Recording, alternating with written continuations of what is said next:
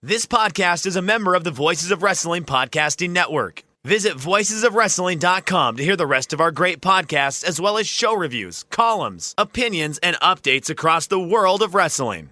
Mickey, fishy!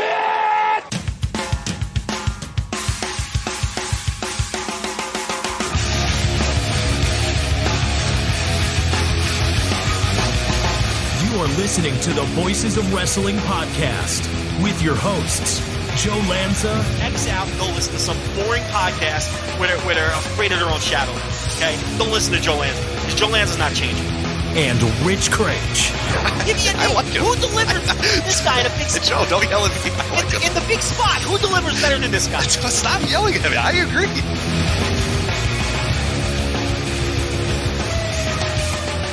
All right, welcome once again to the Voice of Wrestling Flagship podcast. I'm Rich Craich, alongside, as always, Mr. Joe Lanza. Joe, how is it going? As we just talked for 25 minutes about our impending doom and lack of jobs. Our impending financial doom? Right. Yeah. It's going great, Rich. Well, I'll tell you, honestly, I might be in one of the few businesses that actually, we had our busiest week, my shoot job, our busiest week that we've literally ever had in our entire life. Like, in the entire company's history, the company's been around for 30 plus years, the busiest week we've ever had this week. Because apparently, everybody realizing that if I can't go to the gym, and I can't do this, and I can't do that, then I have to work out at home. So our warehouse is empty. We have like this gigantic warehouse, like a city block. It's fucking empty, Joe. There's nothing left in it. Sold out. We're done taking orders. Yeah, we're just legitimately done taking orders. NWO sold out. It's wild. So yeah, I guess I don't know if I have impending financial doom, but it was actually literally the busiest. As everyone's like, "Oh, I'm in my pajamas. I'm bored." I'm like the busiest I've ever been in my entire life. But yeah, you're on the opposite side of that, and yeah, many others are as well. And it fucking sucks, man. World sucks. Oh yeah. It's fucking garbage. It's fucking terrible. I'm gonna be unemployed shortly. I mean, there's no question about that. But here's the thing: if you've sold all of your equipment, well, this is the problem that we all kind of came up with as well. Is it's like, what happens now? We've sold everything out, and now what? So, luckily, our stuff is made in China, and oh wait, never mind. Damn it. So yeah, it's a problem. Is our stuff's not coming back to us? Because usually we say, hey, we need this stuff, and they say, okay, here you go. That's not happening. So you're right. We're at the top of the roller coaster, but now the roller coaster goes down. So there's nothing left to sell. Right. And there's no new shit coming in. It's like, what was that match a couple years ago with Randy Orton? And I forget his opponent, but it was some kind of no DQ match or something like that. And it was probably against John Cena, let's be honest. I was going to say, it's either Cena or like Seth Rollins or whatever. But yeah, go ahead. Good odds it was John Cena. So he's delivering a beatdown on the outside, and some fan was yelling to ring the bell. And Randy Orton turns to him, and he goes, "There is no bell to ring." Right. Do you remember that? Yeah, I do. That was one of the best things Randy Orton has ever done. That's when I've started becoming a big... I was going to say Daniel Bryan, actually. It was Daniel Bryan. Okay. Yeah, I'm looking at it right now. Yeah, that's awesome. Well, that makes it was during the yeah, okay. So like during the corporate what they call the authority. The authority era. Yeah, I believe it was during the authority era. But that's like you're like, there is no barbell to sell. Right. You have nothing left to sell. Right, yeah. Like as we were starting this call, I had a guy that reached out to our social media, and he's like, "I'm on the phone and you guys aren't answering." And I'm like, "We have nothing to sell you. Like, what do you want, dude? Like, all right, cool. You can order something, but you're not going to get it. Like, we'll take your money, you know. You can definitely give us $1,000. We'll take your money, but you're not going to get shit for 2 months. So we're also like our state's shutting down, so we actually literally can't. So, right. I don't know, dude. He's like mad at me, and I'm like, okay, we'll take your money then. Give us your money. Cool. Like, well, I mean, so patreon.com/Voices of Wrestling. Very, very fitting right now. $5 unlocks everything. And, maybe buys a loaf of bread or two. If you can find it. There's no bread to buy, Joe.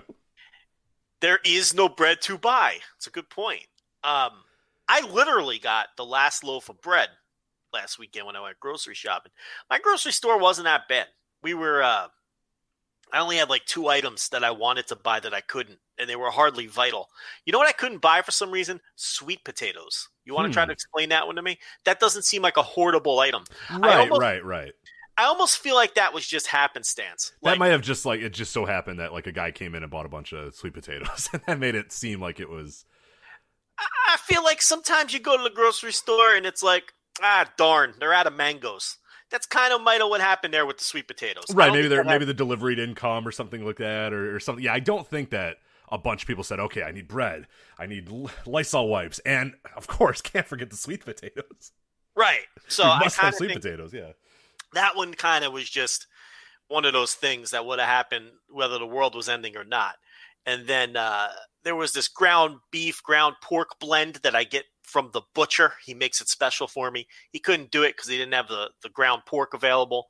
So it was like silly things like that. Like I was able to get, like our supermarkets are not, the only thing our supermarkets don't have, like every other supermarket, is fucking toilet paper. That's the only thing that like. Right. Mine's the same way too. Yeah. Mine's not like, we have a few different ones around here, and yeah, they're not wild except for, they're like busy, but you can get most everything. But yeah, like it's just like cleaning supplies and toilet paper is the only shit that's out. And who fucking cares, man? The toilet paper thing is so weird to me. I don't get it. And I feel like it's not helpful when people take a close-up picture of the empty ramen shelf, right? And then tweet it out and scare everybody that there's nothing in the supermarkets. That shit doesn't help. I really wish people wouldn't do that, but that's human nature. We're all scumbags when it comes down to it, and people like to do shit like that. But because I saw that stuff too, and I'm someone who tries to remain calm, and I don't let things bother me. And even I got a little concerned before I went grocery. I'm like, what the fuck am I going to be walking in on? Right. Well, you kind of, there's the hysteria, and then there's the reaction to the hysteria. And there's sort of this weird, like, hysteria jealousy that you're like, well, wait, why am I not being hysterical? Or maybe I should get more. Like, the other day, Michelle and I were at the store, and we're about ready to, like, check out or whatever. And we didn't have that much. And I'm like, man, I think maybe we need more. Should we go back and get more? And it was like we didn't need any more. I don't need anything more. But, like, there's this hysteria that you have when you see other people being hysterical, where you're like, oh, maybe we're not preparing enough. Like, maybe we should get more. And it's like, you don't have to. I mean, we have more than enough food to last us, weeks. So it's, and grocery stores will still be open, and there's still stuff and whatnot. But you do kind of buy into it as you kind of look around, or you see the pictures and you go, well, I better get eggs. Oh my God, I'm going to need eggs. Like, I don't need eggs normally. Like, why do I need eggs now? But like, I don't really do much with eggs, but I'm like, oh, well, we need eggs. Like, it's this weird thing that you know what I mean? Like, I bought like 10 frozen pizzas. Oh my God, just in case, you never know. That's actually not a bad purchase. That's going to work out pretty well. But you have this sort of counter reaction to the hysteria where you end up being hysteric as well and go nuts and try to figure stuff out. So it's. Well, I just didn't know what I'd be walking in on. So, I went over there, and it turns out they had fucking everything but sweet potatoes. So, and it might be different in different areas, but people were just in there calmly doing their shop. And there was this weird vibe. There's the weird vibe when you go to the grocery store now, where people are kind of just, you can sense that something's a little off, but, and then I'm doing my shopping, and I'm like picking up a box of Pop-Tarts, and I'm like, should I get 2 of these? And then I'm like, no, why? Right, exactly. Why am I contributing to that? There's no need for that. Like, I need protein bars. You know what? Let me get 7 boxes of protein bars. It's like, no, don't. I'm like, there's 100 boxes of Pop-Tarts here. Like, why would I buy 2? Let the other guy get one, So, and it's the only time I leave the house now is to go grocery shopping. So, I'm getting set to go tonight. We'll see if I get some fucking sweet potatoes. I just want some sweet potatoes, Rich. Not too much to ask. What do you do? So as we go to recipe, because I mean, there's wrestling to talk, but who fucking cares? But what do you do with your what do you do with your sweet potatoes? Are you a? They're versatile. Okay, because I do a lot of things with them too, so I'm kind of curious if maybe you and I can share some ideas here. So what do you do with your sweet potatoes? I will take a mashed sweet potato. By the way, there's people being upset that we're not talking about wrestling. What the fuck do you want us to? We'll talk about 0-1 in a little bit. Don't worry, we have plenty of time. There's wrestling on the docket. I mean, you're gonna get the most thorough breakdown of Big Japan and 0-1 that you can handle. Okay, yeah. And we'll get to the WrestleMania. We'll talk about stuff. 2014 Chicago Indies. Yeah. We'll talk about a TLC match that happened a few years ago. Like, we got you covered. Don't worry. Listen, if there's wrestling happening somewhere, we're going to find a way to talk about it because, Rich, we're running out of wrestling to talk about. Very soon, we'll talk about it when we talk about a WrestleMania thing as well. I feel like we're going to run out pretty quickly in America. Very shortly, I think there might be a stop to a lot of the stuff going on in America, but at least Japan's ramping back up a little bit. So, Japan, you know they are, but they're gonna, they're gonna hit a wall too. I kind of feel like that's a mistake. I do too.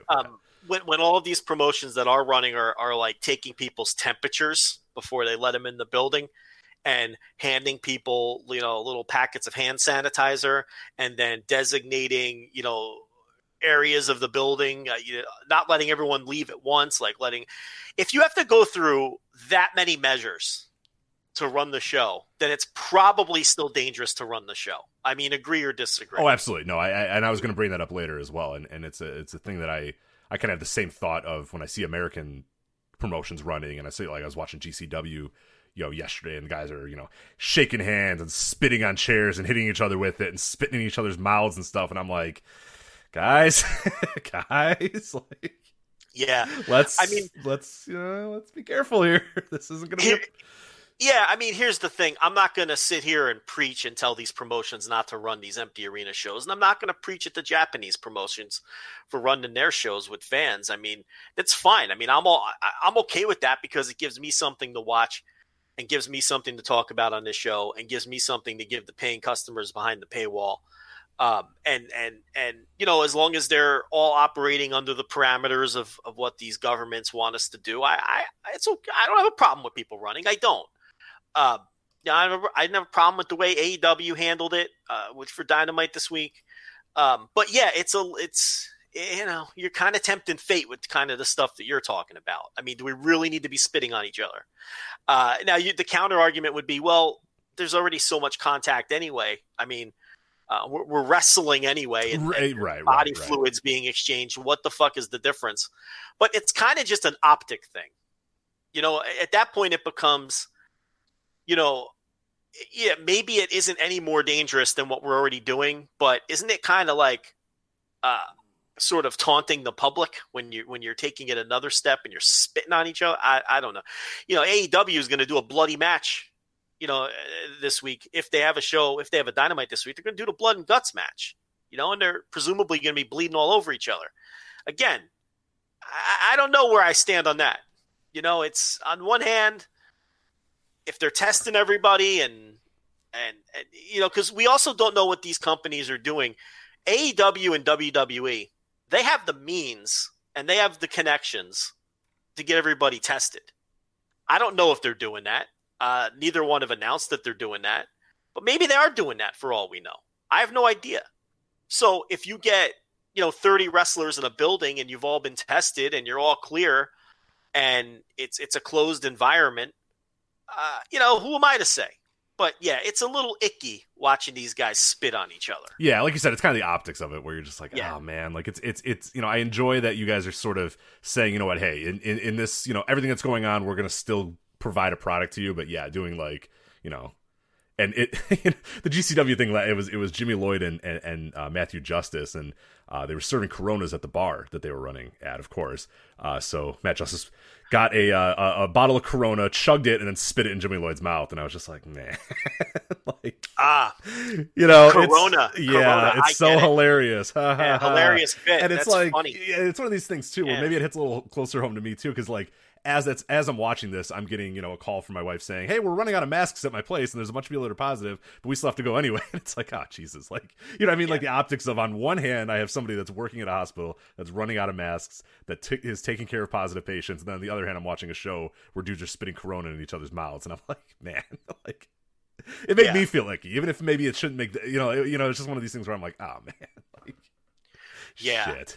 I mean, and it's like, I'm watching Dynamite this week, and then it was a great show. I mean, they handled it. They nailed it, man. We'll talk about that a little bit. I mean, in terms of empty arena, they got the template there. They knew how to do it. But I'm watching it with this eerie feeling of, in a week or 2 weeks or 3 weeks, are we going to look back at this as what the fuck were they thinking? Wow.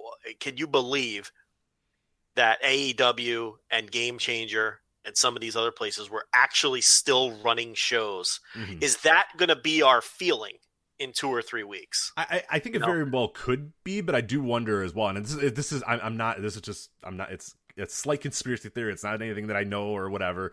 But hypothetically, say that somebody they did the show, and let's say somebody from AEW, whoever, it tested positive, and they had it. Do you think they would even announce it, or would they just kind of be like, "Ooh, okay, never mind. We're not going to run any shows. Let's just not say anything about it. Let's just kind of move on." Because that feels like it could happen, and that if they did announce that, it would lead to a lot of issues in the terms of like, what the hell were you guys thinking? Like, why were like, of course that was going to happen. Of course somebody was going to test, positive for it. So whereas like maybe it still does happen, but they just say, okay, look, Hangman Page or whatever, hypothetically, just we'll keep low, lay low, we'll isolate, we'll just not do a show next week or a few weeks after or whatever. Let's just not say anything, because the PR backlash from that, like you said, could be huge. There's not much else to concentrate on. So if the news can concentrate on pro wrestling decides to still run in light of everybody else canceling, and one of their members tests positive and spreads it to the entire locker room or whatever, that's bad optics. It's terrible optics.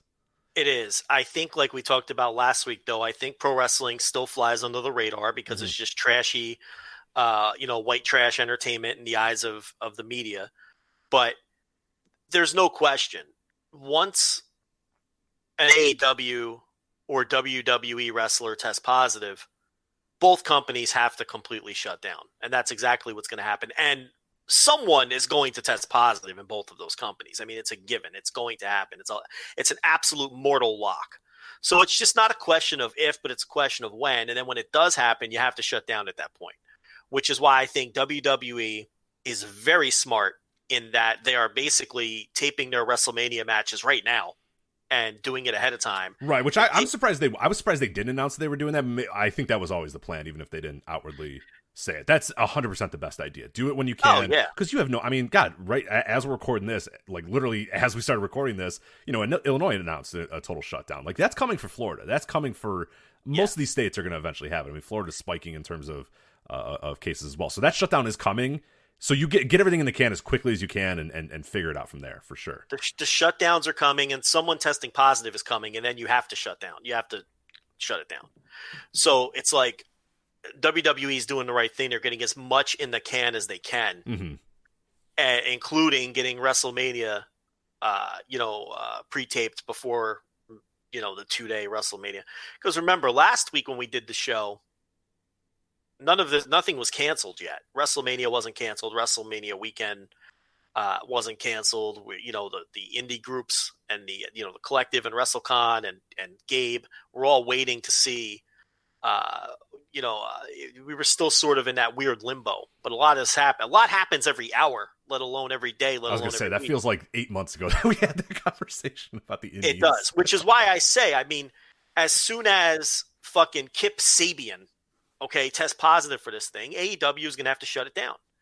And I think they realized that because they were very careful with their verbiage. They were not saying the next Dynamite. So if they have to shut down for a month or, because once one person tests positive, basically they have to quarantine everybody for the 14 days, right? Right. Exactly. And then whoever doesn't have symptoms or whoever, then hypothetically you can bring those people back and start doing your TV again. But you have to shut down for 2 weeks because everyone who's been in contact with the person who tests positive, which is Rich, they had everyone at Dynamite this past week. And when I'm watching it live, I'm thinking, oh, this is smart because they're probably taping all through the night and all day tomorrow. They own the building, right? Florida's not shut down yet. They're taking advantage. All they did was tape one dark. I think WWE was very smart to tape ahead. I don't know what the fuck AEW is thinking. They had everyone in the building. Do we know that they didn't though? Because that was my exact question. Are they lying to people then? Because I have no idea. Yeah, they're telling they haven't. Then at that point you have to say, okay, then Tony Khan and everybody else, they're lying to Dave Meltzer then. Right. And I don't see what the point is. Because the spoilers won't get out because it's just your people there.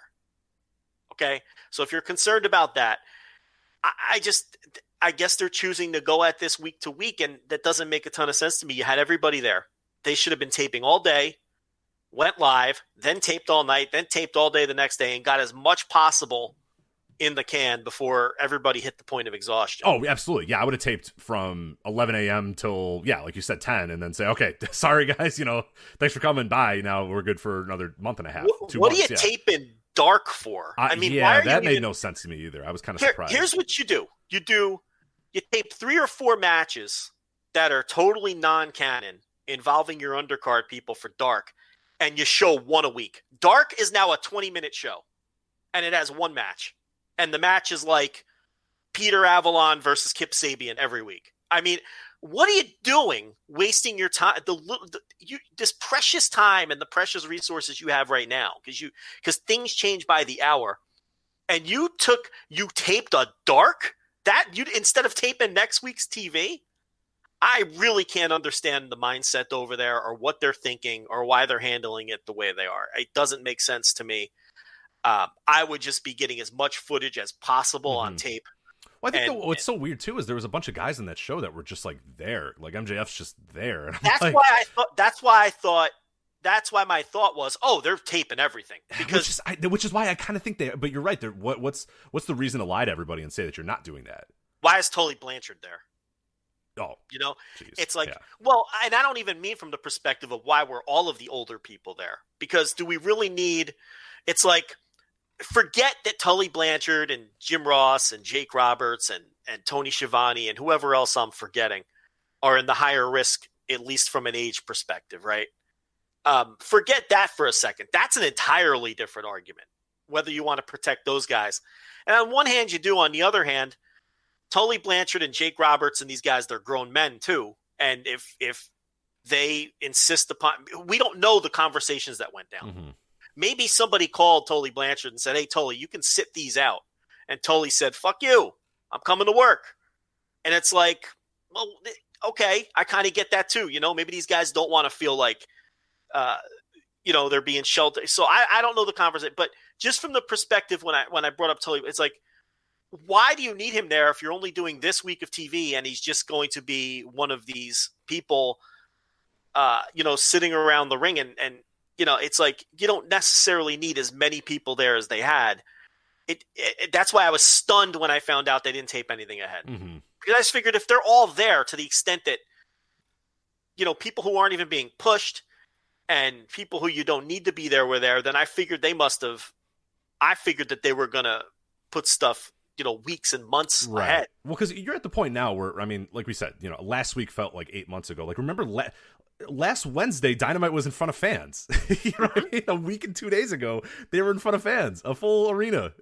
And a week later, now, like, you have no idea what the next week's going to bring. So I'm right with you. I was stunned.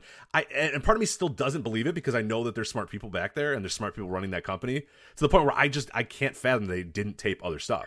I could see what you're saying. Like, how do we know they didn't? But again, you're right. There's no reason for them to lie. I mean, when asked, they're saying that they didn't. So why would they say that? You have to explain to me what they gained by telling people. Right, and I have no answer to that. So, and I don't understand. I can't work out what would be gained. If anything, they'd be praised for, because you can get positive publicity out of that because you can say, oh well, we're only bringing our people together once. And then we're sending everybody home just to hang out. And then we're taken care of for the next X amount of weeks. And then we'll cross that bridge when we get to it, when all of the footage we filmed has been used. But we brought everyone together once, and now everyone's home and safe. And we've got 6 weeks worth of footage or whatever. And it's the best of all worlds. Like, that would look good. I don't think it's we're praising WWE. Yeah. For doing that. And I'm actually, and I know that they've said that they're doing it this week. I wouldn't be shocked if last week they already started doing some stuff. I mean, you had Taker there, you got Styles there. Why not just tape that match right then? Yeah, just do the match. Right. You had Baszler and you had Becky right there. Boom. There you go. Tape that and match. Then send them home. Right. And then you're done. We don't need Undertaker anymore. Go back to Texas. You're good, man. Becky, you're good now. Go back to wherever you need, whatever you need to do. When they're there and their opponent's there, boom. Get them in there. Get them in that thing. Throw a fucking WrestleMania on the video board. Have them do their dopey little match. Send them away. And then, yeah, you're good. Then don't come back. We don't want to hear from you for, another month or whatever. Well, I mean, let's transition to WrestleMania then, because we're just gonna. This was all the sweet potato talk here, so we've missed the sweet potato talk. Do we want to go back to it later? Listen, it's versatile. You know what I was going to say? Yeah, go ahead. we got interrupted by this stupid wrestling, but go back to the sweet potato. You know, I would much rather eat a mashed sweet potato than a regular mashed potato. Oh, God, yes. I hate mashed potatoes. But mashed sweet potatoes. I do too, but mashed sweet potato, I could do that all day. We're kindred spirits there, so. You can, do you have an air fryer? I don't, but I'm going to acquire one sometime soon. I've heard very good things. I do have my oven apparently can air fry things, so I'm going to try that out over the next I mean, you could do it in an oven too, but you thinly slice a sweet potato and you stick it in the air fryer for, 15 minutes, or stick it in your oven even. Little, if you're going to do it in the oven, okay, little bit of EVOO, little of the extra virgin. You put the little extra virgin on there. Seasoning of choice, you can go with the paprika. You can go with a little cracked black pepper. You don't go heavy on, you bake it up. It's beautiful. Oh, it's yeah. delicious. I do. I make like diced. I make like diced sweet potatoes, and I'll put them in the oven. Works. Yeah, I'll put them in the oven. Drip them with the olive oil. I throw whatever I'm feeling at the time. Sometimes I do half and half. Like half, I'll put like crushed red pepper or paprika on it, and then the other half I'll maybe just do straight up salt and pepper, just a little bit, and then let them get you gotta let them get a little crispy too. Get a little dry, a little crispy, and that's where the air fryer would come in handy. Then take them out, and yeah, they're fucking fantastic. Yeah, that's why I mentioned the air fryer, because but yeah, little crispy, but it's easy to overcook though, especially. I fucked up many of them, yeah, where you're like, 2 more minutes, you come back and they're fucked after those 2 minutes. Black on the bottom, right. Like, God damn it, tastes like shit. But another good sweet potato, you know what I like to do? I like to get a nice skirt steak. It's not very expensive because it's real fatty. I'm a big skirt steak fan. Big skirt steak guy. Yeah, slice the skirt steak, long ways. You get the nice slices of skirt steak. Put it out on the pan. Green beans, get some fresh green beans. They're like $1.25 a pound. They're cheap. Okay, you cut off the ends.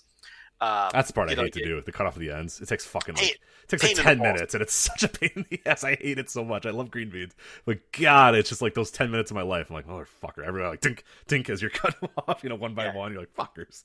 It'd be nice if they were all the same length and you could just do them all at once. But I sometimes do that. You know what I do? I sometimes just do that when I get annoyed. I'll start out the first 5 minutes. I'm like, do it one by one, and then I'm like, all right. I just grab a big handful and I try to get them sort of like all in the same, and I just rip them, and like some are half ripped, and the other I'm just like, whatever. I'm just fucking done. You're sacrificing a quarter inch. Right. I'm like, you know what? My life is worth not. I don't have the time for this. Now I do. Yeah. Now I'll probably dice every fucking one. So you got plenty of time. Cut the ends off green beans now. So you get the skirt steak and you slice it thin. Now you marinate the skirt steak overnight if you really want to go all out, and whatever you want to marinate it in, that's up to you. I use like a Worcestershire sauce, and then some more different spices. I have my own little marinade that I do, but you don't have to marinate it either. But anyway, you get the skirt steak, you get the green beans, you lay them out on the pan, and then like you're saying, the diced sweet potatoes. Okay, not too big. You only go maybe quarter inch on the dice too. Just some diced sweet potatoes. Then you chop some fresh garlic. I know Rich doesn't like to chop the garlic, so you probably we figured out we got a garlic chopper. It's really good. We bought like 5 of them and they all sucked, and then we found this one and it's fucking perfect. It immediately just chops it all. It's ideal. So yeah, we're down to chop garlic again. So see, I don't mind peeling and chopping the garlic. Brings me back to the old country. I don't the old country. So You're New Jersey. Yeah, the old country. That's what I mean. The old country. So, you don't want to go back to your old country, Joe. I'm telling you, right now is not a good time for the old country. So, Texas is way better off than New Jersey. Oh, I meant Italy. I meant Italy more than anything. Oh, Italy. Oh, yeah. Yeah. Oh, you mean the real old country? Yeah, where. Yeah, fuck that. You don't want to go there right now. No, they were too busy chopping garlic and laughing things off, and you saw what happened to them.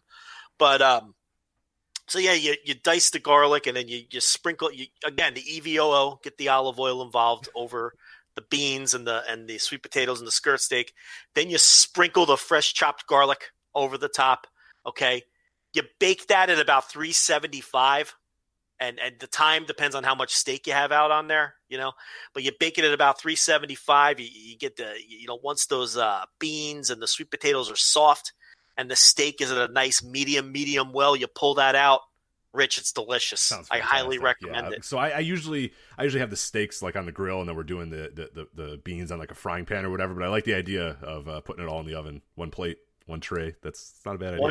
One tray. Then you get the spatula. The wife gets one half, you get the other half. You don't have to worry about plate presentation in the home. No, God, no. Although I do. I was gonna say you probably do, Mr. Restaurant Man. Yeah. Yeah. My plate presentation is exquisite, even at home at like 10:15 at night after the kids are finally asleep. You just want to go to bed. She's just starving to death, but I'm there like putting parsley leaves on the plate perfectly placed to make sure it looks good, you know? And she just devours it in 4 seconds and then puts the plate away and goes to sleep, right? Yeah. Yeah. And then it's just, I don't even get like, like in the beginning of the relationship, it was all, let me take pictures of this for Instagram. Right.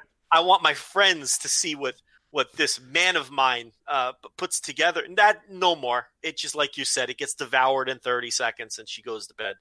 And I eat alone in the dark by myself. And sorry for laughing at that. Yeah. It's but look, she gets up at 5:15 in the morning. So yeah, she's got no time to be fucking around with your parsley place exactly. and ass. Yeah, so I can't even be upset about it, But yeah, that's some sweet potato ideas. But anyway, anywho, Rich, back to the WrestleMania. I can't even believe they're doing this. I mean, what the fuck is the point? You're not a pay-per-view business anymore. You're sacrificing an enormous gate.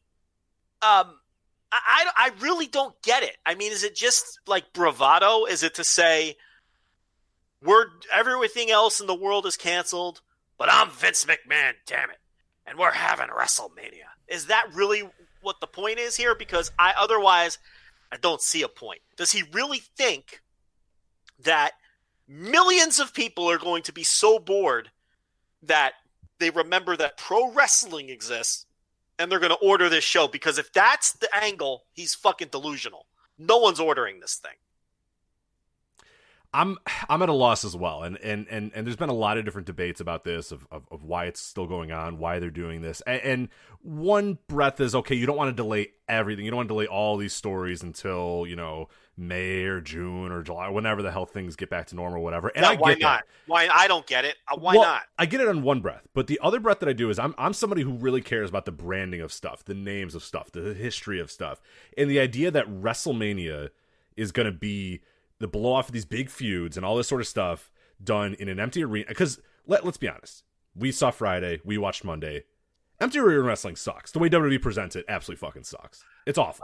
It's unwatchable. It's garbage. It's absolute garbage. They need to swallow their pride and copy what AEW did. Absolutely. And I'm very curious to see if they do that. But they anyway, don't change a thing. They haven't changed a thing in 25 years. Listen, AEW had the advantage of seeing what WWE would do first, because that first SmackDown and everything. I think there may have been 2 WWE shows. Was there a SmackDown and a Raw? SmackDown and a Raw. Yeah, there was the Friday SmackDown and the Monday Raw. Both were empty arena. So Khan and all his boys had a chance to sit back and go, okay, that didn't work. That kind of worked. That totally sucked. And that was a huge advantage that AEW had, right? And they went out and presented. I don't think you can do empty arena wrestling better than Dynamite did it. Better than AEW did it for Dynamite. But I'm curious to see if they learned from each other and WWE kind of steals from that playbook, because you're dead on. The atmosphere of this WrestleMania, if it's anything like Raw and SmackDown, which, by the way, they even concede sucks. After Friday, they realized it fucking sucked. Monday was as bare bones as you can be, and I know moving forward, there's going to be one match at most, if that, even. Yeah, because they even know that it sucked. They knew that SmackDown sucked. With the live matches, and the promos are weird. You got to be real careful with the promos. It comes off like high school drama class. It's really bad stuff. Like that Edge promo. I saw people praising that. Maybe I'm on an island. I thought that was the corniest shit. It was just without the fan. Look, WWE promos are corny to begin with. Absolutely, yeah. Well, a lot of the WWE promos are and they all kind of follow the same cadence. And the cadence is for fan reaction at certain points. That's how they teach you. You say, ba ba ba ba ba, and the crowd's going to go, boo, or yeah. But they still do those cadences, even though there's no one there. Because they're fucking robots. Yeah, they're robots, and the work is the same way too. And that's what's been what to me was even more glaring on Friday, and then to a lesser extent Monday. Even though Monday really didn't have anything, is that you need to from the top down say, okay, guys, whatever way we've been working or whatever way we told you how to work, don't do that. So we're asking a lot from WWE. We're asking them to change their camera angle that they haven't changed in fucking 30 years, change the way they work, change the way their promos are, the cadence of their promos. Like that's not going to happen. Like the work in WWE, the work towards the hard camera, the work towards the crowd, or make sure the person in the back rows, all that sort of stuff that they all say and everybody kind of follows and does, and the same sort of dive to the outside and get ready for the commercial break and all these things that they do. You can't do that anymore. That's all got to change if you want to make this thing sustainable in empty arenas. I agree, and the God, that Edge promo, it was so corny. It was hope no one walks in the room. Oh, dude, so I turned Raw on during, I think it was the Undertaker segment. And I turn it on, and Michelle looks up from her phone or something and goes, "What the fuck is this? This looks so bad." And I'm like, "I know." And I just turned it off. It's like, and then I get a text from my mom on Friday. I was getting texts from everybody on Friday because I think nobody knew what the hell to watch. So my mom said, "What the hell are they doing on SmackDown? This is terrible." And I'm like, I know. And then I have my brother-in-law saying this is really weird. I don't like this. None of those people are going to come back. You know what I mean? None of those people are. And that's the problem with the WrestleMania. Everyone's saying, "Oh, it's an escape from the issues that we're having in the world," and "Oh my God, it's an escape." It's is it really an escape to watch a really bad show in front of no people? I'm glad you brought that up because we have people in our Twitter mentions saying, it's just why you got to be the way you are. I just want to forget about things for 3 hours. Can you really forget about them? No. When you're constantly reminded, because they're in the empty performance center, you're constantly reminded of what's going on. There's not an escape.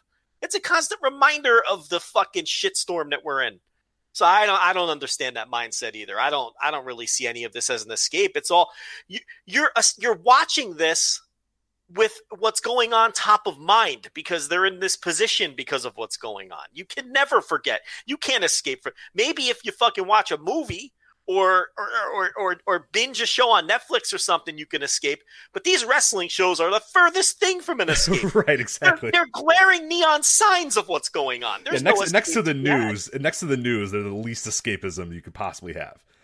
During this time. So it's so and my thing is, if you wanted to say, "Oh, we don't want," what are we going to do with these feuds from then on or whatever, if that's your argument, I'm okay if you want to run a show to have Drew McIntyre beat Brock Lesnar, or you want to run a show to have Shayna Baszler face Becky Lynch or whatever, it's fine. I just wouldn't call it WrestleMania because to me, that name now forever is kind of associated with this weird show. It's just such a weird branding thing to call this WrestleMania when it's not. I mean, it's other than being called WrestleMania, it is not WrestleMania on any level whatsoever. No, it just isn't. It's not going to have the fireworks. It's not going to have any mainstream appeal. It's not going to have any of this sort of stuff. It's going to be a pathetic show, which, whatever. They want to do it. I'm going to call it what it is. It's going to be a pathetically boring show in front of no audience with a bunch of people that are worried about their lives and what the hell's going to happen. I mean, the wrestlers can't possibly go out there with the full energy and the full attitude and the full excitement to what they're doing. They're doing a match in front of no people on a Tuesday afternoon that they have to record because they have to get back to find out if their city's going to get shut down or whatever. There's no way it's going to be the right frame of mind. So if you needed so badly to have these feuds blow off or whatever, which again, I'm with you. I understand why people say that. I don't necessarily agree or disagree with it or whatever. But if you so badly want to say, well, what are we going to do with Drew and Brock in the 5 months? What are we going to do with Becky and Shayna or whatever other matches you have? If you must blow these matches off and have this thing, just have it be a special. Just say, hey, WrestleMania's canceled or WrestleMania's delayed, but we have a live special coming up, whatever. Fastlane, whatever the fuck you want to call it. Who cares? Do with that. With the same matches, you mean? Right, yeah, but I think for me, calling it WrestleMania, just because now forever, this WrestleMania will be associated with that show. And it's so, and this is a company that I'm kind of surprised they're honestly doing it as well. I'm really surprised, especially Vince McMahon, because he is a guy that I think more than anything understands public perception and branding and that sort of stuff. And he's always been top of mind of wanting his stuff to look and feel a certain way. So I cannot believe that he is fine with WrestleMania being an empty arena. Well, that's why I say, is it just a fucking dick waving thing for him to say, not even a global pandemic can stop my WrestleMania?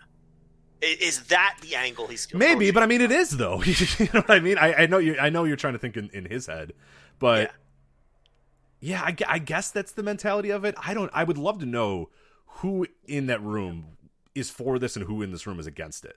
Well, they're all for it because he's for it. I guess, yeah.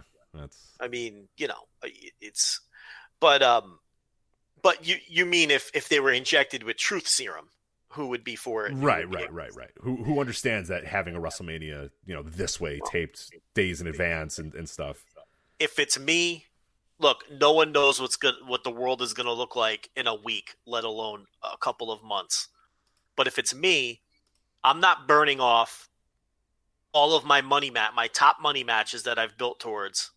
I'm not burning off the WrestleMania name on this garbage. I'm not doing it because I first of all, I don't believe they're going to do these tremendous pay-per-view numbers. If that's the thinking, that's fine. I think they're wrong. Yeah. I don't think Joe Public is going to go, well, if I'm so bored, I'm going to pay $60 for a wrestling show. And then when they watch it, they're going to be like, what is this shit? Well, and that's what I'm saying. Like that the idea that like it's an escape or it's an outlet or whatever. It is a bad show. I mean, if you watched Friday SmackDown, if you said I have nothing else to watch, I'm going to watch SmackDown on Friday, would you ever watch that again? If you were just a casual wrestling or not even if you were just a casual person saying, "Oh my God, there's nothing to watch. Let me turn on Friday Night SmackDown." Right? Would you ever watch wrestling again? Nah, it's a hard watch. It's awful. It made it, like, for the reasons we talked about, it made wrestling come off even worse. Like, picture a common person watching that Edge promo. It's like he's like that fucking drama nerd that we all went to high school with trying out for Macbeth. That's what he was like out there. It was so cringe. It's like it was an audition for the fucking high school production of Bye Bye Birdie. I'm waiting for him to break into song and dance and start tap dancing. Like, he's doing these dramatic faces and these turns, and he's like a trained actor, but nothing looks cornier in that setting than like a trained thespian, like doing trained thespian shit in an empty arena, because it's almost like he's auditioning for one guy sitting in the back with a clipboard. You know what I mean? And it's like, it's just so bad. Right. I think the John Cena Bray Wyatt stuff went viral too. I know I saw a lot of people that even have nothing to do with wrestling being like, what the fuck is this shit? Like, look at this. It's so weird. And one thing that people remarked and I never really thought about until I saw those tweets were like, why are they holding microphones still? It was so weird and it's right. It's like one of these things that if you don't know wrestling, think of like, yeah, as you said, John Q. Public or whatever that turns on Fox and watches these guys cutting like a promo against each other, and they're holding microphones even though they're standing 2 inches from each other. And like, again, we know why they're doing it. We understand that because that's kind of pro wrestling, whatever. But like, if you're not watching that and you think you're just going to turn on a show and there's these guys with microphones talking to each other, even though they're 2 inches from each other. Yeah. You know what I mean? It's one of these things. But again, that's another thing that just like the casual fans are going to, or the public is going to watch this and go, this is ridiculous. I'm not going to watch this again. Yeah, because it is. I mean, it is ridiculous. Pro wrestling's stupid as fuck. Like, it's so dumb. Yeah, we got Edge out there auditioning for Kaniki from Greece. I mean, what are we doing here? The Cena thing was great. Like, the Cena thing was great because it was like a work shoot promo, and he was like making fun of the whole Fiend gimmick, and he's like, "Why are we focusing on this doofus when there's great young wrestlers that we should be focusing on?" And it's like. But it totally fucking fell off the rails when, like, the Fiend. I'm sorry, Rich. It was Bray Wyatt. It was it was Bray Wyatt that night. He's like leaning over the guardrail with his chin on his fist. Like, oh, that's so interesting, John. And then they did this corny ass fuck, and it ruined it. It's so bad. But and it's like the problem with these promos is they're like you said before, they're not changing the way they're doing these things. So it's like they're still behaving as if there is an audience, but there isn't one. And that's why when Cody came out on Dynamite, his was so much better because he was just looking into the camera and addressing the audience. Addressing you. Yeah, these guys are still addressing the camera or addressing an the fans or addressing the audience or addressing the guy that's in the ring with them. Whereas, Cody was looking at you, the audience, and saying, okay, people that are watching at home, I'm talking to you. And then that fell off the rails when the rest of the Elite came out and they started play acting with each other. That would have worked in front of a crowd. It did not work with no crowd. Even though they were more willing to break the fourth wall, and you even had Kenny Omega saying, look, I don't even know if we're going to be here next week. And, even, it still came off. It just didn't work. And I think that they can learn from that too. And they didn't do any other promos on Dynamite. And I think that they are either just going to completely scrap the promos or stick to one guy talking into the camera to the audience. Because from everything I've seen from both sides, that is what worked the best and didn't come off corny at all when he was just talking into the camera, and addressing the audience. Everything else they've done, whether it's Dynamite or WWE, has come off really eye-rolly and bad. And I get it. Look, we're all learning here. These are the most extenuating circumstances possible. I mean, no one could possibly that's know a term, how right? Extenuating circumstances. I think is that the official WWE term for it? I thought they used it a few times. I wasn't even trying to be cute. What was the one they used? They used one on Friday that's clearly like the one that I forget what it was. Because they can't address what's happening. No. You got face fuck Phillips out there. Right. Dude, that's a real throwback. That is, yeah. Don't tell people. Let people figure that out on their own. Yeah. No. New listeners are like, why are they calling him Face Fuck Phillips? Well, dig into the archives. Classic episode. Chappin'. So we got Face Fuck Phillips out there. This is a very special episode of NXT and it's like, look, AEW didn't go out there and give us the fucking rundown on the latest of fucking COVID-19 either, but they at least addressed that there was something else going on in the world. Cody, the whole thing saying, we can't be held down by fear or whatever the fuck he had to say. And then, Omega saying, look, I don't even know if we're going to be here next week. That was addressing it without necessarily addressing it. That was not, just pretending you're in this fantasy world and we're doing this from the PC on purpose. You see, this is for you, the fans. This is something special. No, we got put in this shitty situation. Why this total fear of addressing that? It's not their fault. It's nobody's fault. Right. We're all in it. It's not like you're different than anybody else. I mean, everybody literally is in it. If you're a human on this earth right now, it's affecting you in some way. So, and it's these little things about WWE that drive you nuts. It's like they can't even just, God, they can never just let that weird fucking veneer they have down. Right. He's not going to lay down for some fucking virus, Joe. You know what I mean? Like, he's not going to let a virus stop us. It's infuriating, honestly. I mean, it's crazy, But just say something. Say, due to world events, just address it in some way and show us that you're real humans and not pre-programmed robots that cannot deviate from the script. Rich, I was praying on my hands and knees that the Miz would get a full entrance on SmackDown so he could do the twirly spins and the points and the fucking pointing at the non-existent crowd and spinning. I came to play. Get on your knees and pray. I wanted it so bad, but him and Morrison were already in the ring, and then they did their fucking dirt sheet gimmick or whatever. Yeah, the dirt sheet, and don't look in the cat. You still can't. Why can't they just say, all right, look, I know. Until this is over, you can look into the camera. We're going to change the way we do things. They can't do it. They cannot fucking do it. That's what you're saying. Like, they need to do this, they need to do that. Like, I mean, they do, but will they? I honestly have no confidence that they're going to change what they do. Yeah. They're going to have to, I think, it's going to be so weird, man. I don't know what the future holds for them. I mean, this WrestleMania is going to be so bizarre. And I'm just with you. The financial aspects of it, more than anything, is using that name, and that name alone sells tickets and sells eyeballs and all that sort of stuff. And you're going to do that for the, and like you're saying, the idea is, I guess the $1 million idea is that, okay, well, people are going to be so starved for anything, they're just going to buy WrestleMania. I don't think they are. I really don't. I honestly, and the more this goes on, like, I know that people are sort of looking, but I think more than anything, people are just trying to get away from all of it and just maybe even not watch anything, or just go for a walk, or watch the news, or like, I feel like I don't know. Maybe I'll be wrong. We'll see. I mean, it's not like the ratings were better, but they weren't like an explosion of ratings. I don't know that people are just, and especially, I don't know if in a month's time people are really going to be in the mood to say, you know what, gosh darn it, I'm going to watch some wrestling. Like, I don't know. We don't know. We have no idea. Maybe they will. But this presentation is going to leave a lot of people disappointed if it's going to be a 4-hour show, a 2-day. I mean, it's a fucking 2-day show now at this point too, which is like, can you imagine like 2 days of this? God, I know.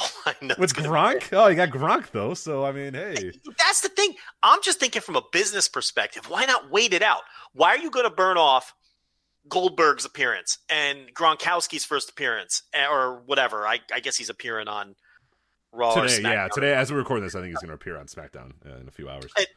And you're burning off, the Charlotte versus Rhea Ripley match and all of these matches that you've built that presumably are your money matches. Now, we can get into a discussion, Rich, as to whether we truly believe that these are money matches, but that's not really the point today. The point is they think they were money matches because this is their WrestleMania. Mm-hmm. So why are you burning off those money matches and not making any money off of them? From a business perspective, if I'm in the room, my advice is let's just wait it out. And it's like, if the counter argument is, yeah, but this can go on for fucking 8 months. Okay, so maybe it will. Right, let's see what happens in May. In May, say, okay, look, this shit's not going to get better. Fuck it then. Yeah, but even then I wouldn't burn this stuff. And I get it. Well, then you have to leave your storylines hanging. No, you don't. Do whatever you want on TV. It's like, and if at some point you do feel like, okay, we got to shit or get off the pot with some of these stories, then you take – But listen, if you look at the timelines of Japan and Korea – they've got their pro sports leagues up and running again. Japan, like we just talked about, they're putting fans in arenas to watch. Shit, Japan never stopped putting fans in arenas. Big Japan never stopped doing wrestling in front of fans. Okay, if you it's like, but now we have other promotions coming back in Japan, and there's talk that New Japan will come back on the 31st of the month, either with limited crowd or full crowd, possibly closed arena too. We don't know yet, but it's like if you follow those timelines. They are ahead of us in the timeline. They had it first. So we have a template to work off of, okay? So you could say, hypothetically, in 6 to 8 weeks from when it all started here, that maybe we can start getting back to normalcy to some extent, and maybe you can have a WrestleMania in a smaller building or in some way draw some money off of it. So from a business perspective, that's how I'd be viewing it. I would hold off on it. I don't get burning it off and doing this weird – bullshit version of WrestleMania and making no money off of it as opposed to just waiting it out because maybe in 3 or 4 months you can put it back in a football stadium. We don't know. Right. What's the harm in waiting? I don't understand. What is the harm in waiting? I don't see any downside other than, well, gee, then we have to slap pause on this Charlotte Rhea Ripley issue. And, oh, God, I mean, is that really a big deal to keep that hot? I mean, and again, if it drags out to the point where you can't anymore and you have to burn these things off, well, then you do it. But I don't understand the point of rushing into this and not giving it some time. It's a bizarre decision to me. Yeah, and the other part that's strange too is like you're saying, okay, well, we need to have the Drew McIntyre Brock Lesnar thing come. We have to have Rhea Ripley beat Charlotte or whatever. Well, then their wins are going to come in the most lame. Like, who gives a shit that Drew McIntyre pins Brock Lesnar in front of no people? And holds up the title with a bunch of pyro going off. It's going to be the dumbest, dorkiest looking thing ever. And it's like, it's not going to get him over. Yeah, that's no way to start a push if that's actually what if you're thinking, okay, well, we can't keep this going. Like, we need to get this going while while the iron's hot or whatever. The iron's not hot anymore. I mean, the iron is stopped. Nobody's hot. Everyone's cold as fuck. Like, you know what I mean? Like, it's just, it's not going to work now. It's not going to work, whatever. But like, yeah, the idea that you're going to have this dude throw a Claymore kick on Brock Lesnar and pin him in front of no people, hold the title up and a bunch of pyro is going to go off. It's not like, okay, well, now he's ready. He's a made star. Because, no. I mean, that's going to come across so hokey and so lame. It's just a terrible way to start that entire thing. So that's a great point. The payoffs are going to stink anyway. So why go through with it? I think they absolutely have to change some finishes. I mean, I think you'd be better off. Okay, if the plan all along was Drew McIntyre getting a clean win over Brock Lesnar, center of the ring, to try to give him a God's honest, genuine megastar push, I don't think you can do that anymore. I think you're better off doing like a DQ finish and holding off on it. Right. Make it a SummerSlam or something like that. Yeah, and do SummerSlam in a giant fucking football stadium or whatever, and then give him his win there. Because I think it actually would do more harm to crown him in that environment for the reasons you're saying. It's not going to get him over. I don't think Drew McIntyre is getting over anyway, but that's a conversation for another day. But that isn't going to work. That's not going to make him look like none of these people are going to look like stars in this environment. So if the idea is to get new people over, I mean, you can do John Cena versus The Fiend or something in this environment, and it doesn't really matter. But yeah, in terms of making new stars or getting people over, Yeah, you're going to have to – I think they're going to have to really re-examine the planned finishes and maybe move in other directions. And I really don't think doing non-finishes or DQs or shit like that would even be harmful in this scenario. It's like, I mean, I doubt they're thinking that way, but I don't know. You nailed it, man. I'm just picturing that in my head, and I'm like, what does McIntyre get out of that? It's nothing out of that. And you really feel bad for the Rhea Ripleys of the world who, you know, they get the opportunity to work a WrestleMania and make that giant payoff. Let's not forget about all that. How's that going to work? These people are all losing their payoffs, presumably. You know, and a huge moment in your career and everything, and you know, your first WrestleMania is this. I mean, how good is that for morale? I mean, just for morale. You know, it's like, why are you putting the wrestlers through this shit? You know, I am very much 100% anti going through with the show in this manner. So what would you do then? So you would delay this until whenever. So you're going to say, hey, let's wait it out and see what happens in May. And WrestleMania is delayed. We don't have a new date or venue yet, but WrestleMania is delayed. And then you can just, you know, you build your TV around that for a while. You know, it's a lot of these matches just came together anyway. Yeah, well, the thing is, just came together a week ago. Right. And the thing is, okay, like, you know, the idea of, okay, what are we going to do with our TV? What are we going to do with our TV? I mean, at a certain point, the TV is just going to kind of suck and just be nothing anyway. So it's almost like the way I would sort of approach it is like, I don't care that the builds, you know, we can't keep building Drew and Brock. Well, you know, and we saw that on Monday. They just fucking showed a Royal Rumble. They just said, fuck it, we're going to show it on Royal Rumble. Like, I think that's just what they're going to do. They're going to tape a little bit of things here and there to at least have some new content, and then throw up an old match or throw up a bunch of promo packages or whatever. You got to just get through these few weeks. You know what I mean? Like, just realize that they're going to suck. Realize that they're not going to be any benefit to anybody. Just do your obligations. Do your live TV obligations. And yeah, don't worry about, well, how are we going to keep, you know, Rhea Ripley and Charlotte hot? Well, no, it's not going to be hot. You know, it's not going to be hot right now. In no circumstance is it going to be hot right now. And the issue, or what you have to kind of understand, or I guess have to decide, is we either just blow it off now because we need to blow it off now and we feel like we need to do that before we can move on to new things. But what are new things are you moving on to? You know what I mean? Like, what else are once WrestleMania happens, what's next then? Yeah. What are you doing then? So why not just keep building WrestleMania? Yeah, that's kind of where I'm at as well. And it's like, when all this shit comes back, I mean, you know, if baseball comes back on fucking July 1st and everyone has the go ahead and we're all sick, Rich, those buildings are going to be fucking packed.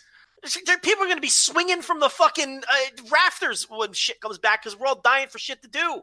You do a WrestleMania in fucking July in any building in America, you're telling me you can't draw? They'll draw fucking. You go to fucking the biggest building you can find because you're going to need the room. Okay? It's going to be packed. So you save all that shit, and then you draw a monster fucking gate off of it. I don't get it. This is so dumb to me. I really don't. I've seen some of the other arguments, and I don't buy any of them. I am so against this. It just makes no sense to me. You hold it off. You run it in fucking Dallas and Jerry World in fucking July, and you draw 100,000 people to this thing. And then when Drew McIntyre hits that Claymore kick, he gets that extra boost. You know, it's like, there's 100,000 fans. Wrestling is back. Everyone's feeling good. There's a new babyface world champion. Yeah, he fucking saved us from the fucking virus and Brock Lesnar and everything else. Now you're cooking with gas here. I don't know, but instead you're going to do it in an empty fucking performance center, you know, with face fuck Phillips behind the desk, standing and clapping. One guy. That's how you're going to do this? It just doesn't make sense. It's shooting yourself in the foot for no reason. It does no harm to wait. Yeah, it's more than like I'd say. If they in the room, they truly believe that they have to blow these things off right now, and it needs to. We need to do. I wouldn't call it WrestleMania. I just think forever now WrestleMania is kind of sullied with this, and it's not your fault. You know what I mean? It's like nobody's going to blame you for it, but I think it's just going to be. You're going to point and laugh at it later, you know, when you're running down every single year of WrestleMania. I mean, WrestleMania's got such a history, 36, 37 years, all that sort of stuff. So, but now you're going to have this one WrestleMania that's like, oh yeah, remember they did a WrestleMania with no fans? Like, what the fuck is that? And imagine if you wait, imagine the atmosphere. Right. Life is back. WrestleMania. You want to talk? Back. You want to talk about Vince McMahon, giant balls, bravado? I mean, nothing more than the second that the U.S. says, "Okay, events can start again," and Vince McMahon goes, "God damn it, WrestleMania!" He's out there, screaming while everyone goes nuts or whatever. Yeah, we're back. Yeah, right. Yeah. And flyovers and. Jeez, I'm getting into McIntyre winning just thinking about that. Yeah. I don't even like the guy. You're doing the countdown. You're standing and pacing 5, 4, 3. Yeah, like I could get into that. Like I don't even like the guy, and I'm thinking I'm running that through my head and seeing him standing there with the title and Brock all fucking laid out, and I'm like, that's a great moment. It actually makes it better, to hold off and wait. It's like we waited through this fucking virus and. A third of us are dead, but here's WrestleMania. Right, all your family's dead. None of you have jobs, but God damn it, yes. we'll take your minds off it for 9 hours, back. 9 excruciating hours. And everything's back, and wrestling's back, and WrestleMania's here, and then all the fucking baby faces win, and it's just fucking phenomenal. That is the play. That's the play. And honestly, I don't care how long it takes. Wait it out. Because shit. If it takes longer than 3 or 4 months, we're so fucked that it doesn't matter anyway. Right, no one's going to give two shits anyway, yeah. Okay? If it takes longer than fucking July, okay, then we're so fucked, then this conversation is completely pointless. If we're talking about, what if it takes a year? Well, then we're all going to be fucking dead. Okay? Let's be honest here. So just wait it out. God. I didn't think I'd have high blood. I didn't think I'd be so fired up about this topic. I'm standing and pacing because I'm in the den. I'm in the den. And I'm standing and pacing talking about this because the more I think about it, the dumber this is. I hope they still do. Like my dream scenario is that they still try to make it like as WrestleMania as possible. So it's like the New Day comes out and their entrance takes like 15 minutes or whatever. And, there's pyro and there's like a stupid band that nobody wants to hear. And it's just like, they're doing bad comedy that isn't funny. Right. I hope it's just, if they're going to do it, just do it so bad that we can just sit there and laugh about it. But yeah, we'll see, man. Yeah. God. They're throwing pancakes to empty seats. right. I mean, we know it's coming. We know it's coming. Yeah. Oh, God. Jesus. Wrestling. Anyway. I mean, can he really go out there and be like, don't you dare be sour? Can he even say that? Well, I think they're going to try to do that, but that joke's going to only land like they did with Stone Cold, where he said, give me a hell yeah, and then they cut to the empty chairs. You can do that every so often, but you can't do that. Like, the entire show, they can't do that. You know what I mean? But they're going to. Leaders often feel the power. I mean, you can't. It all falls flat anyway. Even are people even ready to watch this shit? That's honestly, that was my thing that I was going to say, and that's why I brought up a little bit earlier. Is like we all think that people are ready for escape and ready to do all this, but I said people are ready to just disconnect entirely. I mean, those ratings were I thought that the ratings for Raw and SmackDown and for everything, any little new thing that's been out there would just explode, but people are just like, I don't know if they're just fucking falling asleep at 5 p.m. or just sitting and crying in their rooms or what the hell's going on. But people are not really they're not watching this shit like we think they're going to watch this shit. Rich, every time my boss calls me, I think he's going to be like, yeah, we got a severance check for you in the mail. It should be there in a couple days. We sent it priority. I think a lot of people are in that frame of mind as opposed to, man, I really need a 2-day fucking WrestleMania extravaganza to pull me out of this. Yeah, that's what I mean. Like, are we really ready for that? I don't know. A lot of people are different. I'm sitting there listening, waiting for a call from my wife to find out what the hell's going on with her. She's gonna even be able to come home today. Yeah. You got a wife who's working at a bank, same deal. She's touching money and talking to people and doing that sort of stuff. So it's like, yeah, it's so touching a lot of money because everyone's pulling their money out of the bank. Good. She's in charge. She runs the vault. Oh boy. Also, she's been busy, I'm sure. Yeah. So she has to make sure that there's enough cash on hand for stuff. Like, that's all her responsibility. She's done nothing but order money for the last 2 weeks from the fucking reserve or however it works. Cause I don't tell her, but I don't pay full attention when she's talking to me. But it's like, because everyone's taking all the money out of the bank. They're clearing out their accounts, which is seems a little crazy to me. I mean, I don't know. Would you rather have it under your mattress? I don't know. Do people think the banks are going to collapse? They will if everyone keeps taking their money out of them. Right, yes. We have a precedent for that if you all take your money out, yes, the banks will collapse. So right, you're contributing to that right. by Maybe don't do that. Maybe just keep the money there. And but yeah, so again, there's a lot of reasons to me why this is very short-sighted. And at the end of the day, I really do believe it's just because Vince wants to wave his dick around and say that nothing can fucking stop me. I'm going to have my show. And I think even at the expense of costing himself money, which, a lot of fucking money, he just wants to wave that fucking McMahon cock.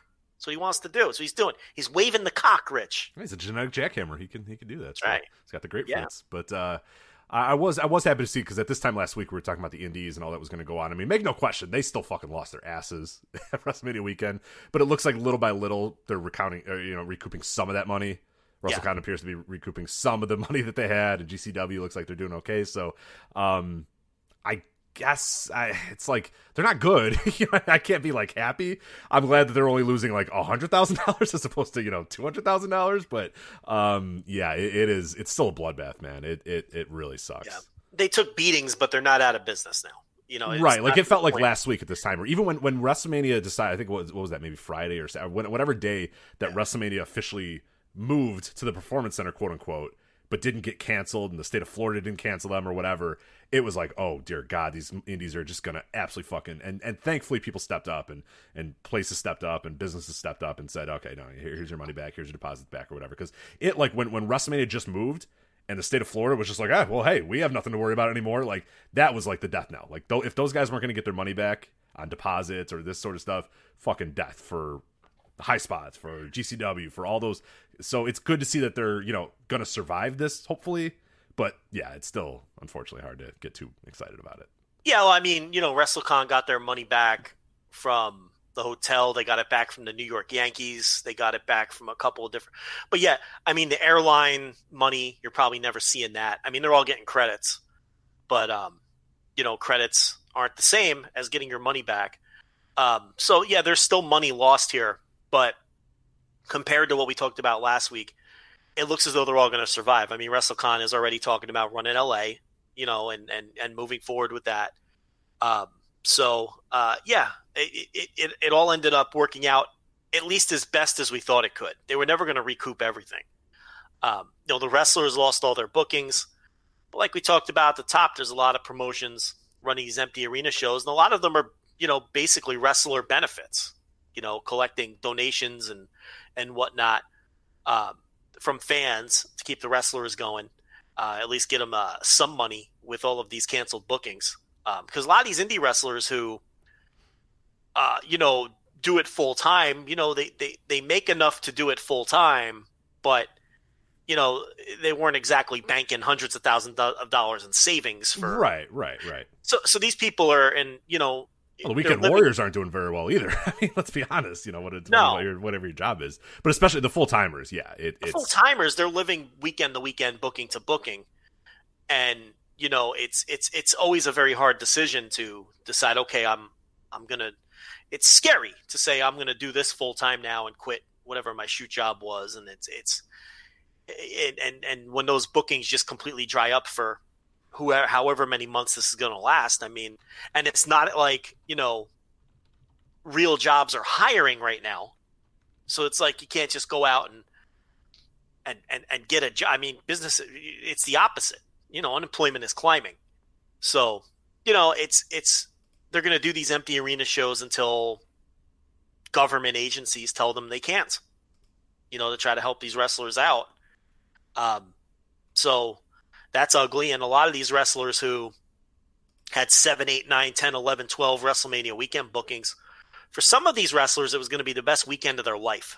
I mean, let's be honest. And I'm not going to name names because the point isn't to throw people under the bus or mock them, and I don't want it to come off that way. But a lot of these indie wrestlers who are peaking right now in popularity and star power, who don't necessarily have signable futures. You see what I'm saying? It's like this would have been the biggest weekend of their career. Right. And there's just a ton of wrestlers who were at the peak of their indie star power right now, whether it's your Danhausen's or Alley Cats, or you can run right down the line, where, there may never be a scenario where they're hotter than they are now, where they get as many bookings in one weekend as they would have on this one. So that's a terrible situation for all of those people, regardless of whether I like their matches or not. Those are two. Yeah, right. We don't want people. Yeah, I don't want them bankrupt and living off the streets. Yeah. Who gives a shit if I think Alley Cat stinks? That's not the point here. The point here is, as a person, it sucks that she lost out on all. I have a ton of empathy for that. Whether I like her matches or not is immaterial. Who cares? So there's that factor too, and that's why I say, like, I'm not like one of these people who's at the fucking shouting from the rooftop that these empty arena shows shouldn't be happening. I mean, as long as they're within guidelines that are laid out for us today, and everything changes on a day in, day out basis, and it's doing some good, go ahead and do it. I have no problem with it, and I've seen some wrestlers say, I want to make sure it's the right guy, but I'm pretty sure AJ Gray said, I live with my grandfather, so I'm not taking any of these bookings. Right, exactly. Because I got to go home to my 75 or however old, my grandfather in his 70s who raised me, and I'm not going to put him in that precarious position to where I might bring something home to him, So yeah, you'd never be able to live with that, to make $30 at a show, and then you come home and, you infect your grandpa and he died. You know what I mean? Like, you would never be able to live with that. I don't want to get that wrong. Let's make sure that's it. I'm pretty sure it's AJ. Yeah. Regardless, yeah. I mean, you have to be careful of who you live with, or what you do in your free time, or maybe where you still have to work. You got to be mindful of that too for wrestlers. Which again, I mean, some of these wrestlers aren't interested in taking those bookings, and I respect that too. I totally respect. Marco Stunt, he didn't show up to Dynamite. Wasn't feeling well, so I'm not going. No problem with that. No problem with indie wrestlers who choose not to take these bookings, but I have no problem with the ones who do either. If they're feeling healthy and they're not don't feel like they're putting people in danger, and they want to go out there and make something of this before it potentially gets worse, before it gets better, and everything's within the guidelines, and there's less than 50 people or whatever the guidelines are in these municipalities that they're in, I really don't have a problem with it. I know some people do. I do not. All right, Joe. Anything else on WrestleMania or modern wrestling that's hot in Japan? As we know, about half of the people will listen to this in the first 24 hours, and then the other half of our listeners, usually it trickles the rest of the week. And so that means by the time that half of the people listen to this, so much news is going to happen and change. Right. So I don't see the point in spending like another hour breaking down WrestleMania and where we're at, because honestly, Rich, I can put down my fucking headset when we're done and find out that they've canceled this whole WrestleMania. Oh yeah, but tomorrow at 5 p.m. Florida can say, we're shut down, so nothing else can run. I mean, that my company was all business ahead until an hour ago. You know what I mean? And we just got emails that said, okay, never mind, actually nobody coming to the office anymore. So we had no preparation until a minute ago, an hour ago that this was going to happen. So yeah, who the hell knows? 2 days ago, it was full steam ahead, our busiest day we've ever had. Now today, we're closed for the foreseeable future. It's like, who knows what's going to happen? So yeah, but that's another aspect too. I mean, a lot of wrestlers who would have gotten a ton of exposure for the first time WrestleMania weekend, that's all wiped off the table too. Yeah. So, there's a lot of, it sucks. We all know this all sucks. You don't need me to tell you that. But, it feels like last week's podcast, like you said, took place 8 years ago. And next week's, this one will probably feel like it took place 8 years ago. Yeah. We could be coming on next week talking about how Dynamite, someone got the thing, and, Dynamite won't be fucking is off the table for the foreseeable, and it's just, it changes. It really does change by the hour. It's crazy. All right, so let's move on to a little bit better, more fun topic here. We are bringing, so typically reserved for Patreon. Typically reserve this for Patreon, but given the circumstances going on, we've decided to move this to the flagship, at least for this week. I don't know what we're going to do moving forward for this. But one of our more popular segments ever on the flagship, one of the more popular segments on our Patreon, is Joe and Rich recommend matches to each other. Very difficult very difficult concept to understand, but essentially what it is, Joe and Rich recommend matches to each other, is that Joe and I recommend matches to each other, and then we watch those matches and we talk about those matches. So got it? It's Are you tough. asking me if I got it? Hypothetically to the listener, I'm asking them if they got it. I know you get it. I'm just asking the listener. I'm talking to the audience. I'm doing the WWE style thing, looking for the audience reaction. Go ahead. Can I say this? I recommended a match to you that was like pretty much universally panned at the time. And when people saw that, a lot of people were saying, "Oh, why are you having him watch that? He should watch that Walter main event because it was such a great match." The point of this segment is not Joe and Rich recommend the greatest matches of all time to each other. That's not the point. We try to pick matches that we think we could have good conversations around. So I want people to really understand what the bit is all about. Sometimes they're going to be great matches. Sometimes they're going to be terrible matches, and it's going to be all points in between.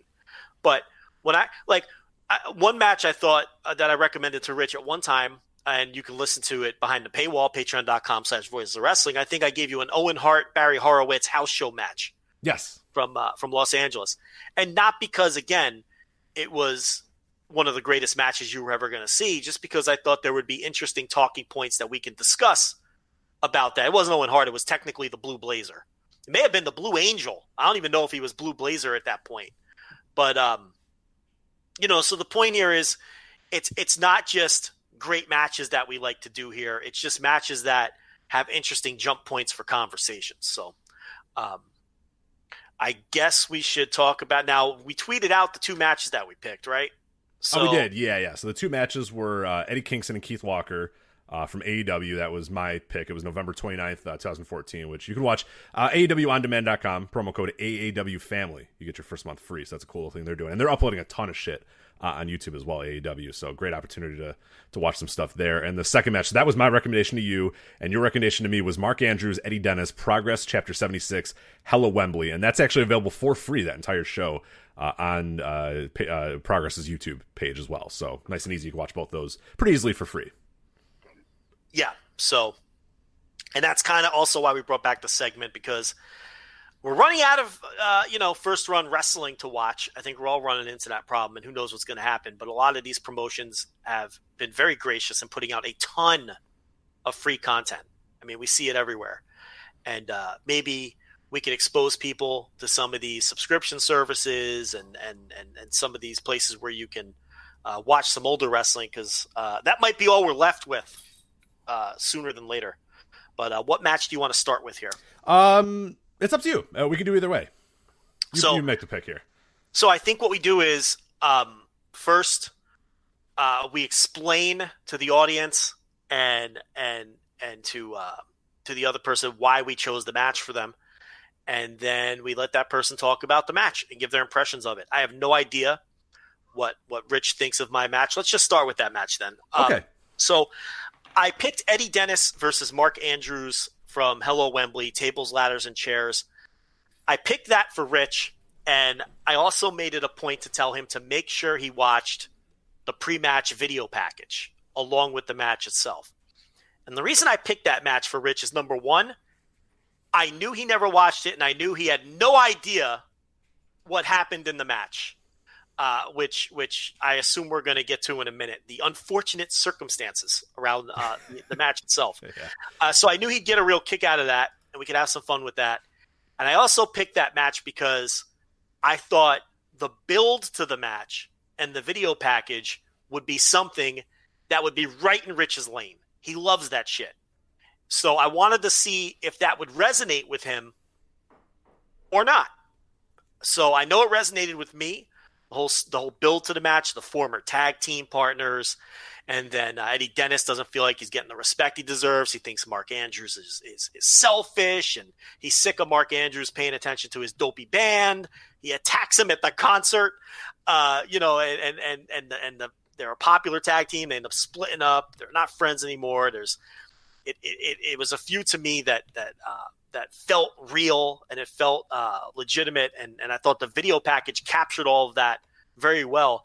And I really think it was the feud that that took Eddie Dennis on sort of the new career path that he's been on now, where he's become one of the top promo guys in the business, in my view, and is doing pretty well for himself on NXT UK. So, Rich, first, what did you think of the video package, and then talk about the match, which you knew nothing of? Am I correct in my assertion that you knew nothing of the match coming in? Yeah, I didn't. I knew that it was. I remember that event being a big deal, and I remember that match being something that was kind of talked about. You never watched the show. I never watched the show. Yeah, and I actually had never seen that promo video either. I just heard people say, "Oh, that's a really good promo video," and the match didn't quite live up. But I didn't know the specifics of why the match didn't live up to. And I remember I edited the review, for that we had on the website. I think Arnold Furious wrote that one for VoicesOfWrestling.com, and I went back after I watched the match and said, "Okay, do I remember reading any of this?" And I don't even remember reading it either. So that helped a little bit as well, that I had no frame of reference for this whatsoever. I know Eddie Dennis, I know Mark Andrews, but otherwise, yeah, my frame of reference was zero for this one, which makes it all that much better.